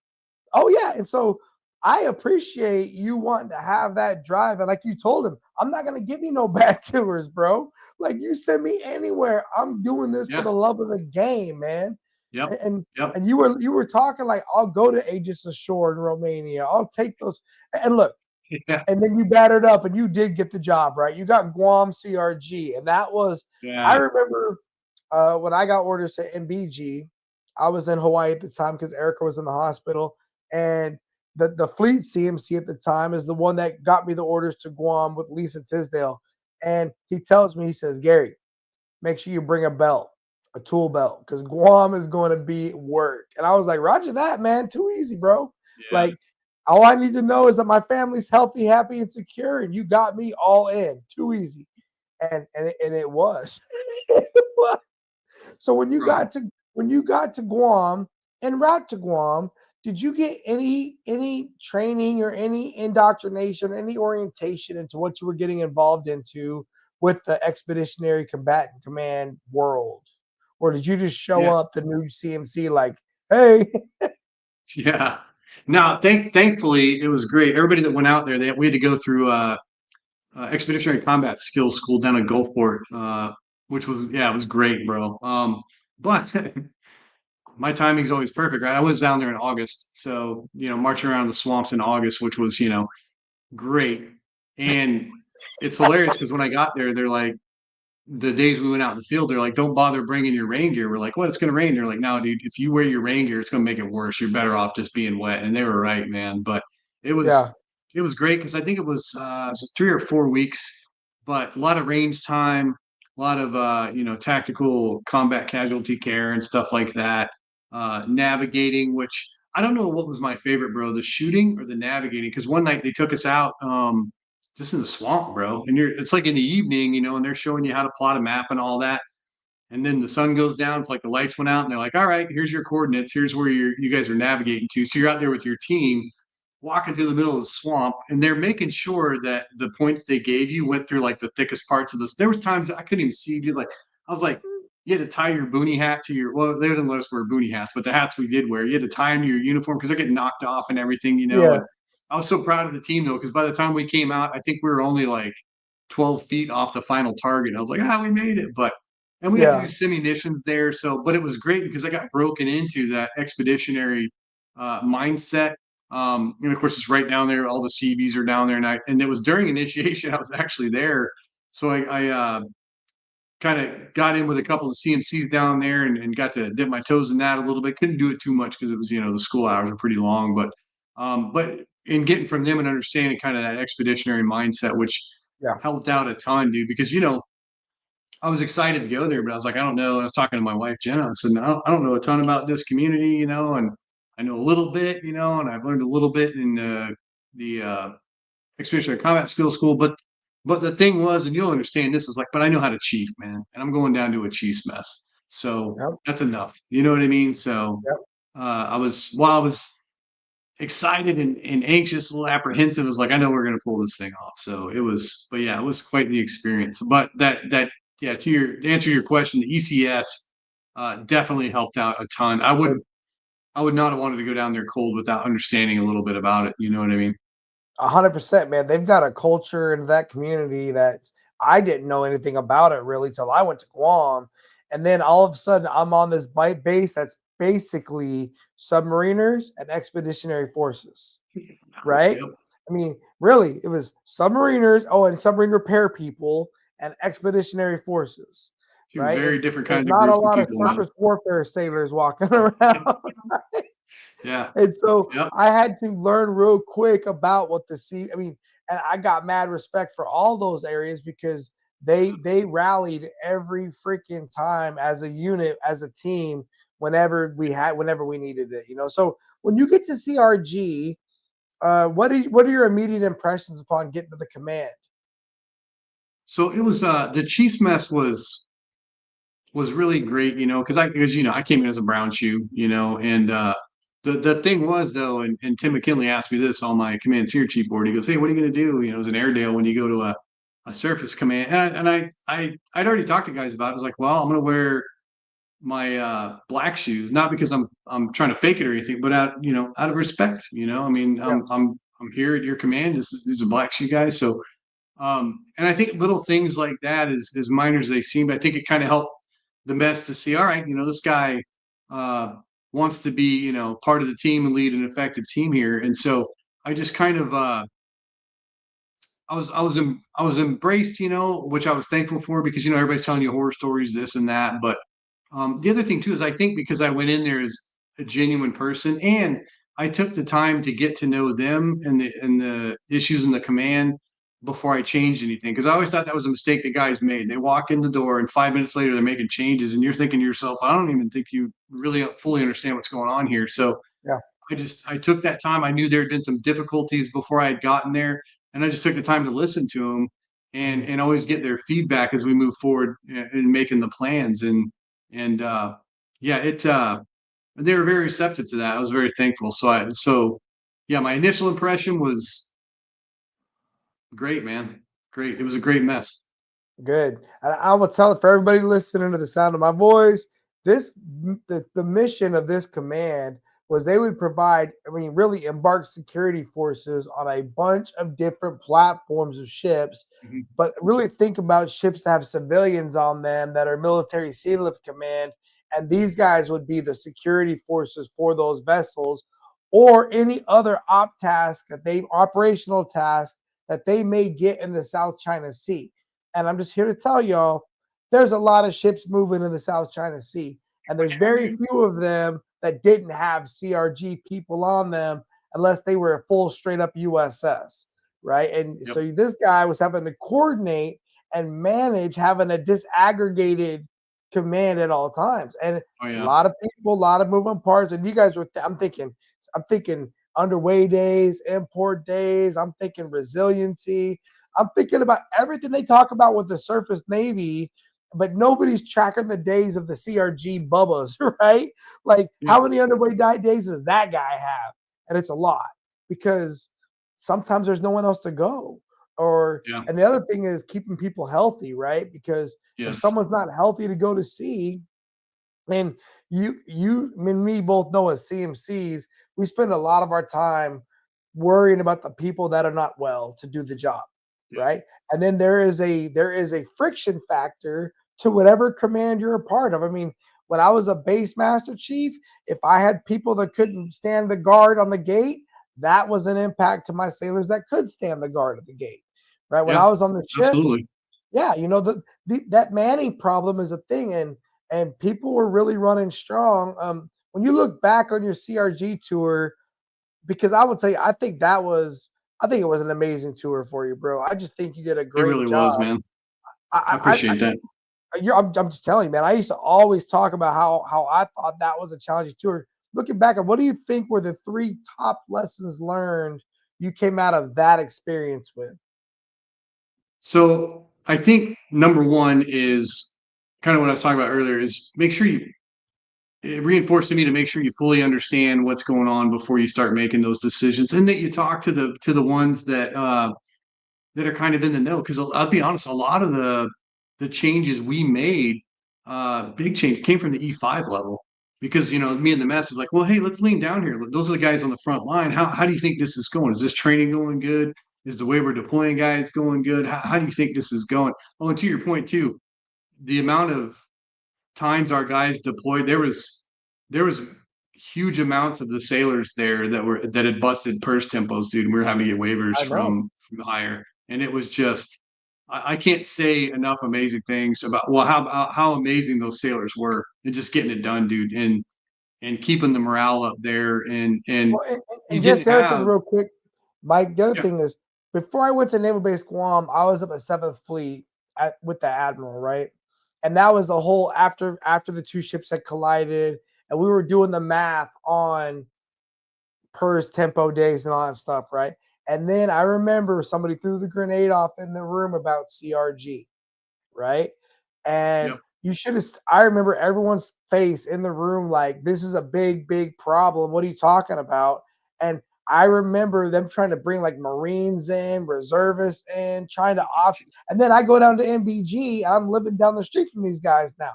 So here I was a minute ago up on this 3-star flag command, talking about these people like they're just little pebbles in the sand, moving them around.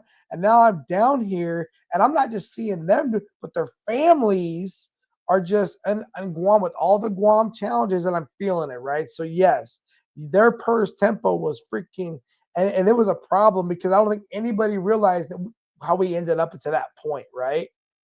yeah yeah well, and the other part of our command too was because we had the embark security teams, and then we also had, you remember the most, and those were the guys that maintained our Mark 6 patrol boats, and those guys were working their tails off too. Those almost every day of the week, like 12, just keeping those Mark 6s. And as small as that crew was down there, and then the things they accomplished, once again, it was so humbling to see. It was a beautiful thing. It's just like eating crap and give me some more, but yeah. So I think,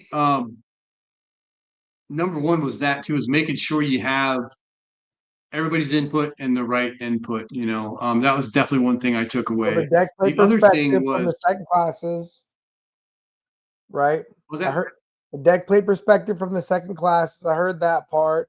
I heard the perspectives from the different sub factions, like from the ESTs and from the guys with the boats, the Mark 6s or whatever it was.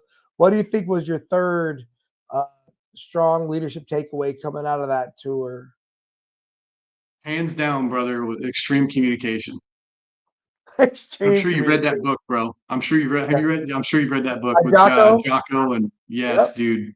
Yep. Yeah. So I read that book on the way down there, and it was a gift, man, because the mindset that we adopted in the mess. As a matter of fact, here well, from my boss's perspective, here's what I told him. I said, "Sir, I said you'll never hear no from me." And he kind of looked at me funny, and I was like, "I'm not telling you I'm a yes man, but what I'm telling you is, I said, like, if you ask me tomorrow morning, Master Chief, can we take the command to Mars? I'm going to tell you."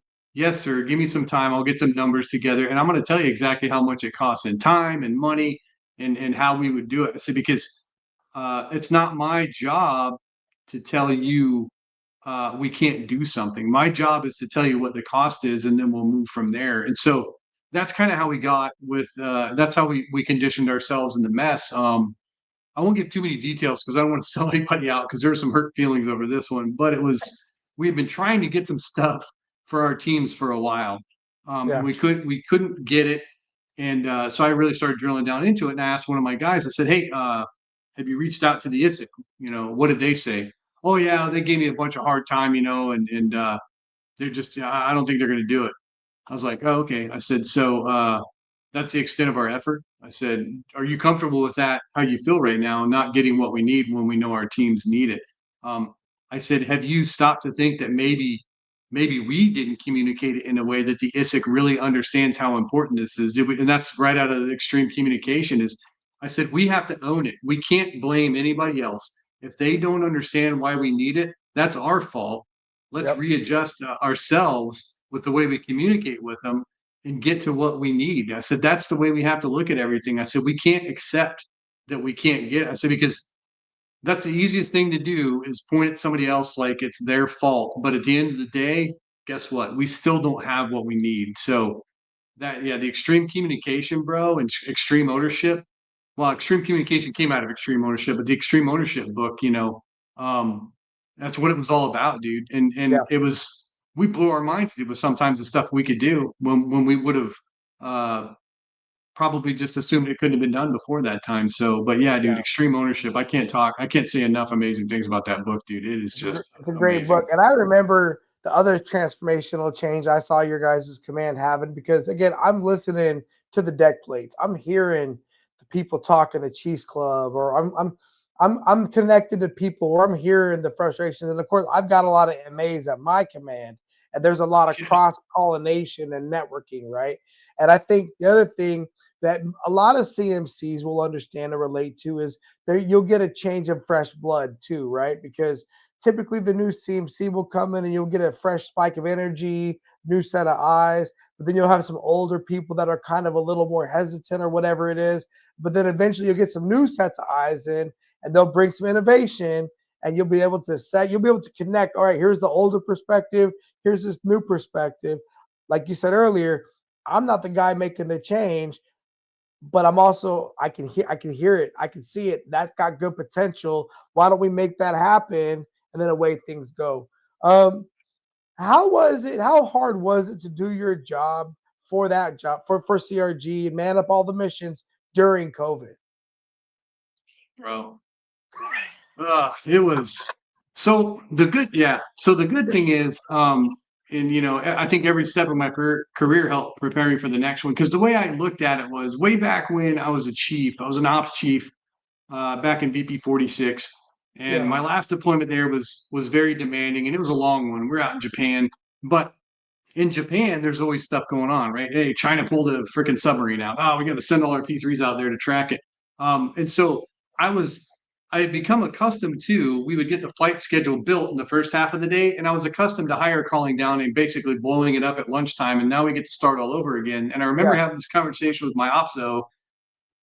Well, he looks at me, he goes, What's going on, Chief? You're not freaking out. I said, well, sir, I said, that's because now I've embraced the reality of it. I said, I can either freak out and then fix the flight schedule, or I can just save my energy and just fix the flight schedule. So I just started conditioning myself to, yep, that's what happened. Okay, let's move on Mhm. to the next thing. So that helped me during COVID because, as you know, our deployment schedule was already ridiculous. And then COVID threw a new wrench in it with the ROM requirements and all that kind of stuff. Yeah. But I grabbed my senior chiefs and I was talking to them. I was like, hey, guys, yeah, it sucks a little bit.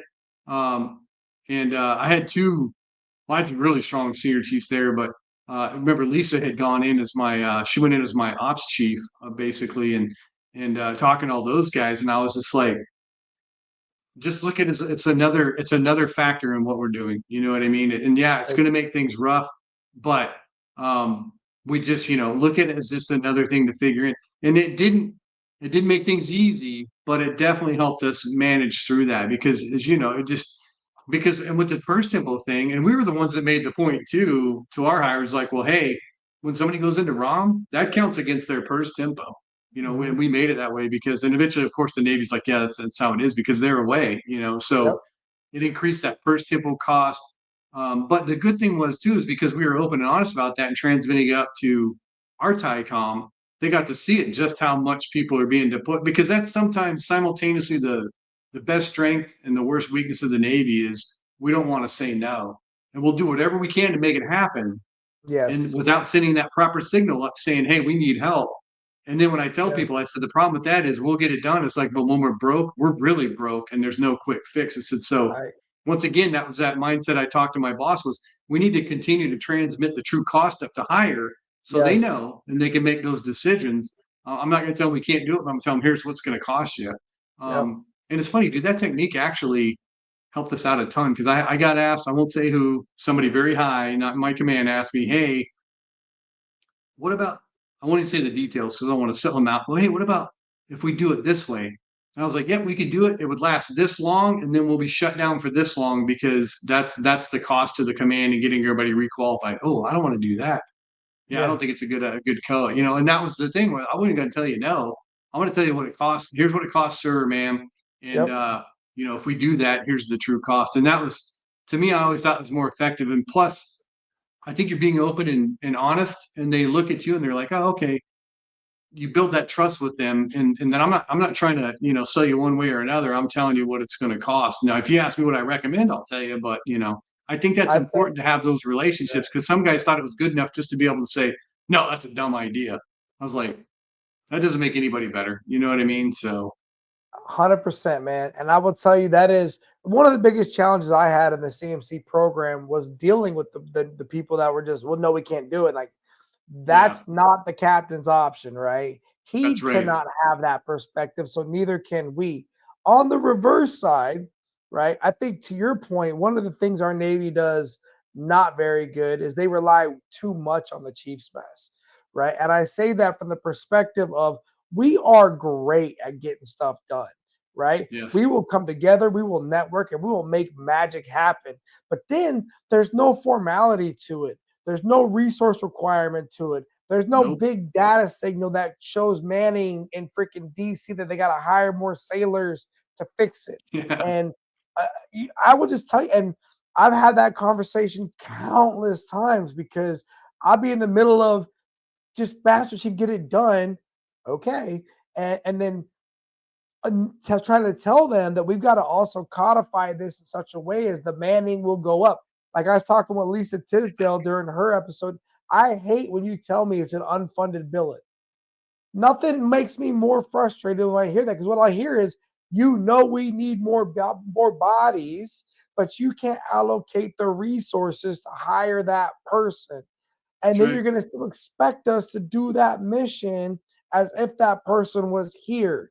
that with a fraction. And that's one thing I think in order for the DoD to get healthy, they've got to really get honest with their mission sets and their real people they got that are 100% ready to deploy, fully fit, mission capable, all those things, and not keep working on just us getting band-aids on things and people Yes. saying we got it. Because like you, I was never going to say no, but I would 100% have no problem communicating to the leadership, the impact, and I had no problem communicating to the mess how much we were going to get it done.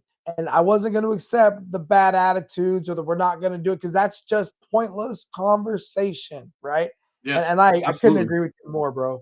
And I look, so okay, so you're finishing up CRG. We're coming through COVID. What's on your horizon at that point? What are you thinking about doing, and how what's next?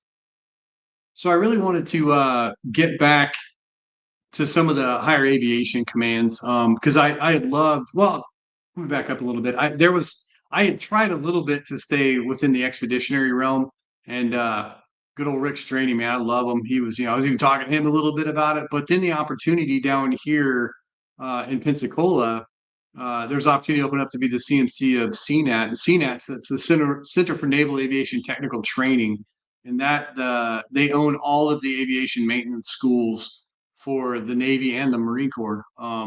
So I saw that opportunity and I applied for it, and I got picked up, dude, and I was overjoyed because the other thing too was my career was basically full circle at that point. Other than Great Lakes, this is where it all started for me. It was right down here in NAS Pensacola, and Yeah. it was such a crazy feeling walking through that door, and I'm like, I'm going to be the command master chief of CNAT when, Yeah.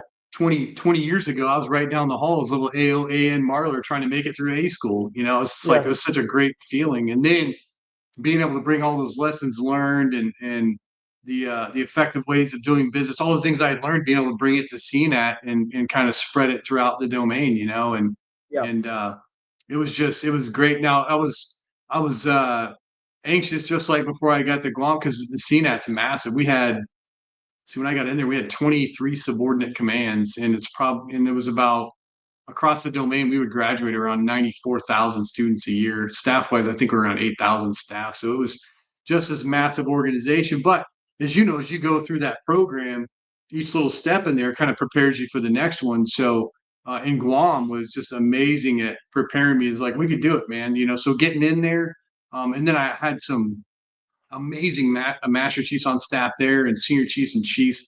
And it just really, yeah, it was that one, dude. It was an amazing tour, and the skippers I had there were amazing, and matter of fact, I still talk to the current skipper right now. He's getting ready to retire, but it was such a great tour, man. Such a great tour. Very cool. And so, was it during that tour that you decided that you were going to go ahead and just separate, retire from the United States Navy, and move on to the next chapter of your life? Yeah. So, and it was kind of well, I could kind of feel myself, and you probably know what I'm talking about. I kind of feel myself getting there, in that tour because while Guam was great, it took a lot out of me, dude. It was like, yeah, I could feel myself burning that candle at both ends, and I think a lot of times that's a challenge for, especially in the CMC position, is you start giving and you're not really paying attention to how much you're giving because you're like, we'll get this thing done, because dude, there was times in Guam I'd be standing at my desk at 7, 8 at night, just like staring at the screen. And I'm like, what's my name again, dude? I was just so exhausted. I knew you were too. I I can remember relate. driving by base headquarters one time. I saw you laying in the grass during COVID. I was like, God dang, man, Gary's rough over there, bro. So, real funny too, before I forget to mention it, we coined that term down in Guam with how the Chiefs mess was getting stuff done. We're like, yeah, it's BroCon. You're like, what's Yeah. BroCon? It's like, we're getting it done, but don't forget, it ain't official, bro. It's not official. It really was, man. It really was. Looking back on that, even so, I had Captain Grimes on here not too long ago. We had a conversation, and he's Yeah. told me countless times, if it wasn't for the Chiefs mess, there's no way we would have ever gotten all those things done that we had to get done. Yeah. And he's not wrong, right? No. Like, for those of us that were inside track of that whole thing, the United States Navy Chiefs mess, we freaking, and all of our sailors and all of our officers and everybody else, don't get me wrong, but we were without a doubt the freak we were that solid platform that Yeah. everyone either landed on or rose up to. And it Yeah. was huge, man. But I it was loved it, dude. exhausting. I was so proud that I was so proud to have anchors on doing down there, dude. Just seeing the things that guys were doing and getting done. It was and just in in a playing field that just felt impossible at times, dude. And we still, it was just It golly, was man. crazy. It was Golly. crazy, bro. And and I'll never forget taking care of the sailors from the ship. I'll never forget Yep. taking care of the families, all of those things, right? But it was also it like what you said. It was I that day I was laying in the grass. It was just like, how much more can we take, bro? Like Yep. I Yep. was and every time I would always get back up again and all right, let's fight some more. But Yeah. I'm very glad it's over. Yeah, yeah, dude. Yeah. Oh, yeah. It's one of Yeah. those things you're glad you did it, probably wouldn't do it again. Well, and like you said, we wrote a book. Like Captain Grimes literally wrote a book from that whole evolution about how to do it better the next time. And a big piece of that was the United States Navy needs to give out official orders quickly and resource and bring Yes. in real source resources, not just expect the Chiefs mess to figure it out. Yeah. Right.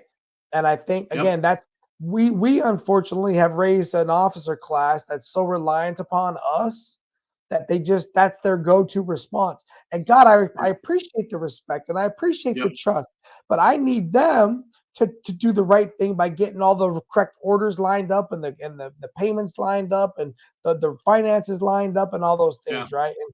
And yeah, and listen to us when we communicate back up. Here's the cost, because Yeah. throughout Yeah. that operation, our whole island community ate the cost, right?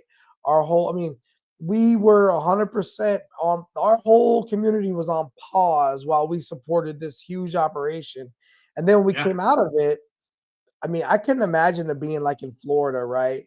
Or being in a place where on base they were playing COVID, but outside the gates it was completely Wild West, right?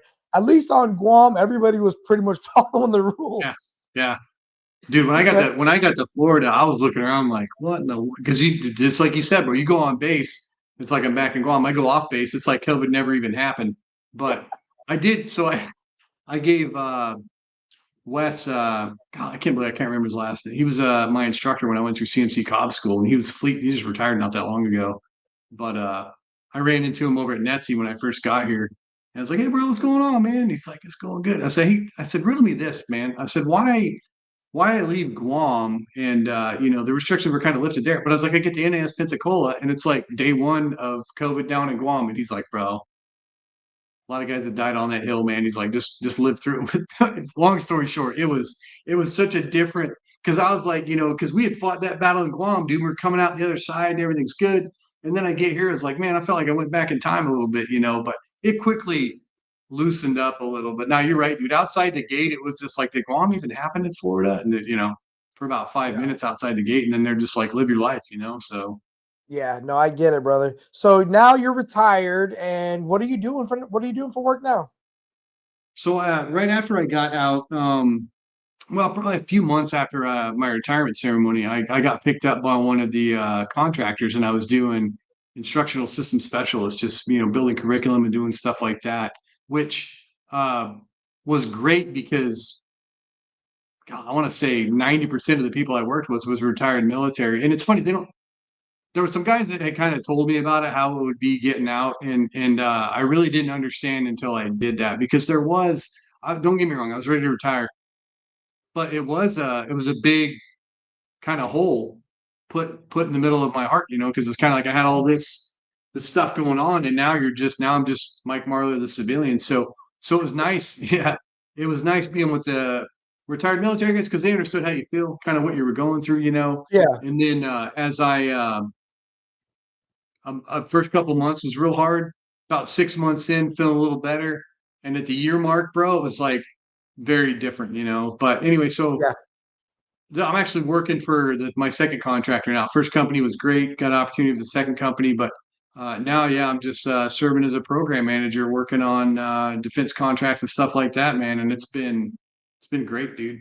Great, That's love it. awesome. Do you know, I actually think going CMC prepared me better for retirement, right? Because if I would have just went from being a DC Master Chief to being a civilian, that would have been hard because my Yeah. subject matter expertise, my technical expertise, like every once in a while I think about it, I get a little bit sad. Like I used to be really good at something and I'll never do it again, right? Like I'll have that moment, right? Like, but once I went CMC, I had to go learn a whole new thing and transition to whole different leadership roles. And so, and then it's also part of being a veteran, right? Like that's is where I love the Yeah. veteran community. It's not about the Chiefs mess. It's not about the what you go to a veteran event and you're just shaking hands with everybody, bro. And it doesn't matter Yeah. if you served, 3 years, 4 years. It's no one cares really what you did in the service. And of Yeah. course, corporately, we can leverage some of that because corporate people see value quickly and they want to capitalize on the value. But when you go to a veteran event, you want to get laughed out of there. Quit, don't try, just be Mike Marley, be Gary, and they're all Yeah. good. Yep. And then they're gonna talk some smack because you're in the Navy and they're in the Army or whatever. And that's definitely a fun part. All right, Mike, as we get ready to land this Joker, man, I'm gonna ask you some rapid fire questions, okay? All right.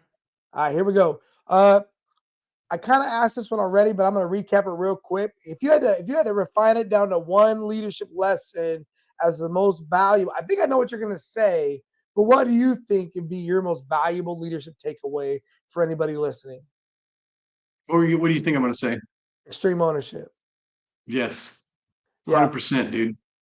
You know what's cool about that is I actually got a book of that signed to me by Jocko. He actually wrote me a letter, a note in the book cover because a guy that I mentored going through the Chiefs initiation process once upon a time, I really don't even remember it.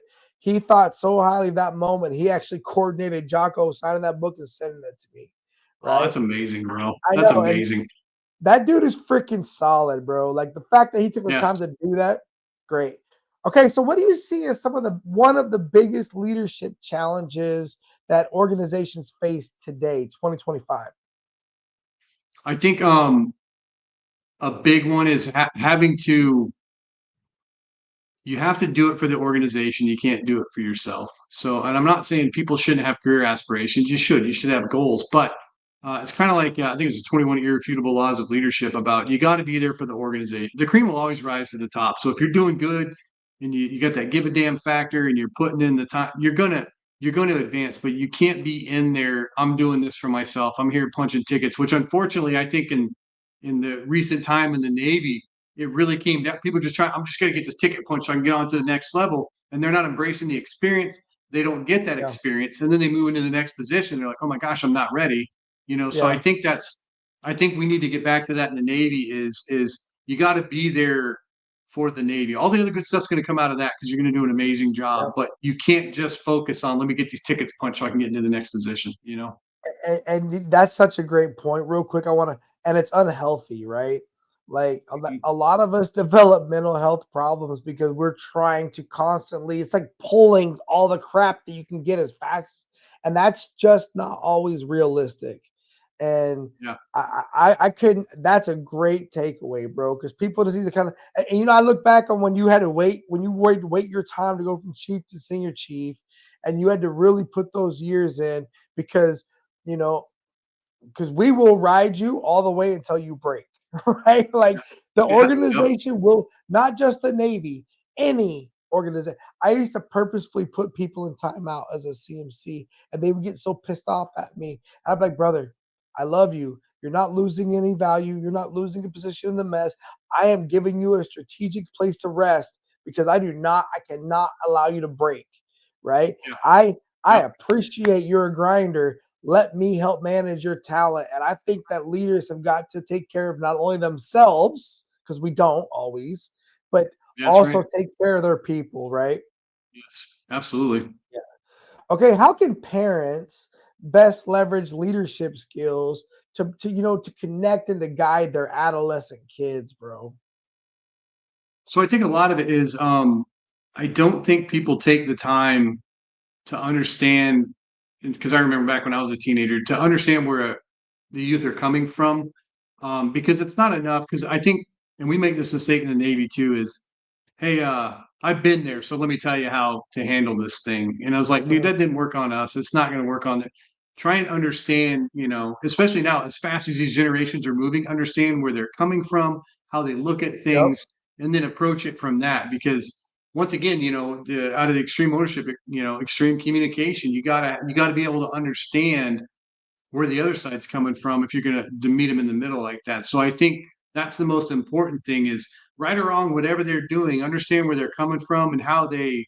I can't remember who it was. It's one of the military guys that was talking about um, intel and the spy game and that kind of stuff. He's like, to be the best at what you do, he goes, what you have to do is you have to be able to look at the world through that person's perspective. If you really want to crack that code, you really want to get to the bottom of it. So I think that's the key, and I think that's the key with any interaction, honest. And I'm no wizard, dude. It took me years to figure that crap out. Well, and I'll tell you, I ask you that question because a lot of my students listen to the podcast. Their parents might listen to the podcast, or in the future, right? And I will say it is not easy leading people. It's even harder to lead people that are human beings that are in your family that you've been raising their whole life, and now all of a sudden they're going through this challenging transition in life. And I really think that parents have got to. My oldest son is 17 now, right? And it's just it's not very much different than work, but it is your family, right? And I think that was very Yeah. well said. How do you what one piece of advice would you give to somebody who was struggling with organizational challenges and they felt like they were going through it? What would you tell them for advice? As far what kind of organizational challenges do you mean? Man, pick your flavor, bro. They're frustrated by bureaucratic processes, or they feel like someone's got it out for them, or they feel like it's just not their turn to grow, or they're terminal in their pay grade, or they're a teenager who didn't get the opportunity to be the leader of the team they wanted to lead. I mean, just anybody going through a challenge, what would be your piece of advice to them if you could only tell them one thing? So there's two things I'd have to tell them. First off, I would tell them just because you fail at something, it doesn't make you a failure. And don't beat yourself up because there's no one on the face of this planet that's more effective in beating you up than yourself. You will beat yourself down and never get back up. And the Mm, other thing, too, is look for the opportunities and learn to be successful in the environment you're in, not the one that you wish you would be in. Because it used to drive me nuts when we would be in the mess and working through something, and somebody would be like, "Well, when I was at this one place, we had this and this. It was so much better." I'm like, "Cool story, bro. It's not helping us. How are we going to be successful where we're at right now?" You know what I mean? So what I would tell people is focus on that and then adjust your fire. yeah, Because if you don't get the opportunity you want, maybe that wasn't the one for you. Maybe you look around and be like, "Well, there's something else I could do." Kind of adjust that fire. And the big thing is just don't, like I said, don't beat yourself up and don't give up. You know what I mean? man. So good. My pastor said the other day, he said, some of God's greatest blessings might come in the form of you not getting the opportunity you thought you were supposed to get, right? And just Yeah. sit down, bro. I had to sit down and think about that one because I was just like, God, man.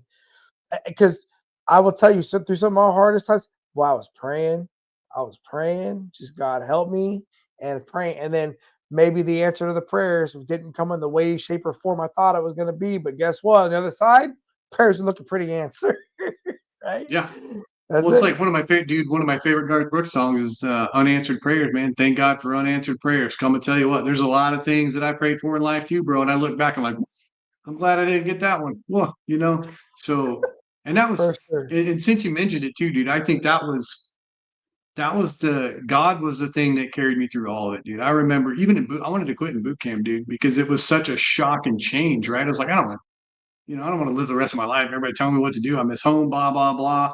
And I remember I prayed about it and I felt God spoke to me and said, just take a deep breath. I took a deep breath, dude, and I marched right through boot camp, and got it done. It wasn't always comfortable, but I got it done. So, and that Yeah. was something I carried through for my whole career. Let me pause and take a breath, and then move Yeah. on. So No, 100%, bro. I think uh trying to help people find faith in whatever way, shape, or form they can connect to it will be one of the best ways they can get through anything in this world.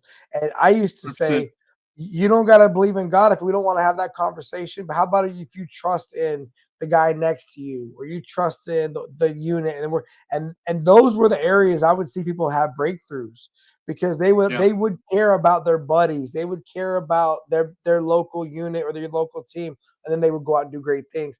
And strategically through those relationships, hopefully they can get connected to even greater opportunities for faith, right? absolutely. And find a deeper sense of fulfillment, right? All right, here we go. A little bit more fun stuff here, not as deep. It's the weekend. You're on deployment. You're getting the opportunity to eat. Do you want pizza or do you want wings? Probably go with wings, bro. I can't get Okay, enough of them, man. I love pizza. Don't get me wrong, I love pizza too, but dude, wings, yeah, you never go wrong. I'm not mad at you. Okay, so we do this. We got the opportunity to go clean the barracks, or you got the opportunity to go do a working party down, humping a bunch of boxes. Which one do you want? Oh, boxes. I'll hunt boxes all day long, baby. Bad. All right, you get the opportunity to watch a movie, and it's either going to be a De Niro movie or a Pacino movie. Which one do you pick? Oh man, probably De Niro. Probably De Niro movie. Okay. Yeah. All right. Looking back on your career, what was your favorite duty station? My favorite duty, probably Kaneohe. And it wasn't just because of the duty, because there was a five families down there that became very close. And when all of us were deployed, our wives got real tight and they started covering down for each other and everything. And our kids got to know each other. Mm, And the beautiful thing is, dude, we're still tight to this day, man. And it's a beautiful thing, dude. that is a beautiful thing, bro. Navy family, military family, those kinds of families are worth their weight in gold, bro, for sure. Yep, absolutely. What was the most challenging qualification or school you ever went through during your career? Was it SEER? No, I would say still SEER was very challenging, absolutely. And then I had to go to a different level too when I was up in County called PDOS. Just when you think you're done getting abused, they do it some more. But I think I think still now it was very challenging, and it did make me stronger mentally. But I think I would probably say flight engineer school just because of the length of it. I mean, 10 months 10 just months, getting run through the ringer, you know. bro. I would say Yeah. that was probably the most difficult with SEER in a close second. Yeah.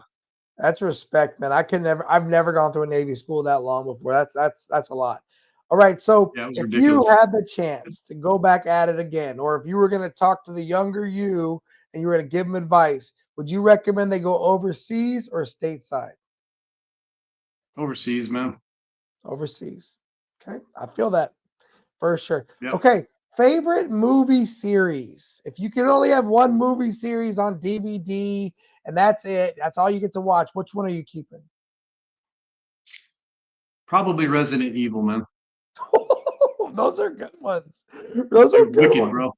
Well, that Yeah, and those then are my good. kids growing up watching them, you know, and it's kind of a Yeah, Alice is amazing. It's just a family thing, you know. But yeah, I would those, definitely be that one those are good ones. I like it. Okay, that was an outside the box pick for sure. All right. Would you rather be independent or on a team? on a team. Okay, got it. Do you have a personal leadership philosophy? Uh, I guess just perseverance, man. Okay, Perseverance stuff. perseverance. Because for and that's tailored to me because when I was younger, it was like tempted to give up, and so for me, it's always I know if I stuck with that, the perseverance and give a damn, I knew I'd be fine. I knew if I let go either one of those, I wouldn't be. Mike, what do you see as the difference between perseverance and resilience? So I think resilience, is take a hit and you can keep getting up. Perseverance is I'm going to keep trying no matter what the odds are, whether it's in my control or not. I'm just going to keep trying. You know what I Yeah, mean? So, and sometimes that could be I got hit and I couldn't get up, but I didn't quit trying. You know what I mean? So that's kind of how I look at it because for yeah, me, it's as long as I keep trying, I'll find a way. So yeah. but I think they're very close. I think resilience and perseverance are very close, just a very subtle difference to them. But I think that subtle difference is a big one, right? And I'm listening to your words and I'm just like, oh my God, I think what we need more of in this world is perseverance. Everyone's using the resilience word and it sounds good and I appreciate all that. But people that persevere, they might get dropped to a knee, but they're still moving forward. Right? I'm thinking Rocky Balboa and just not stop. And what's that line? And he persevered, right? And they just kept going, right? The people that moved across the west of the United States and settled the West, and they just kept going, right? There's something there. There's something there. Okay, next up, we've got deck plate leadership, institutional technical expertise, professionalism, character, loyalty, active communication, and a sense of heritage. Which one of those guiding principles are your favorite? Is your favorite? Character and loyalty. Because the way I kind of look at it too is like almost look at it like a house, like how you're building that stuff off of it. You know what I mean? And I think character, loyalty, professionalism, things of that thing, I think are that foundation. I think it's all important, but those are the ones that's like, man, I got to lay this. If I can lay this right, then anything I build on top of that's going to be good. So, I wouldn't say those are my favorite, but those are the ones I would normally start with, especially when I'm working at mentorship and stuff like that. It's like, let's check the foundation on this house, man, and make sure we're clear to build on it. You know what I mean? Yeah. You know what? That makes me think. I'm going to teach my cadets this year the Three Little Pigs story about how they build their foundation of the different houses, and the wolf comes and blows them down. I think because how you framed that about the foundation with which you build something off of, and if you build it on freaking dust, it's not going to stand up to the storm. You got to build it on strength, right? Good. Yeah, because at that point, if they build it on bad character. I don't care how smart they are. It's not going to end out well. It's not going to end well. You know what I mean? So, that's rotten fruit from the rotten tree or the rotten branch or whatever it is. Yeah. Okay, so would you rather lead or follow?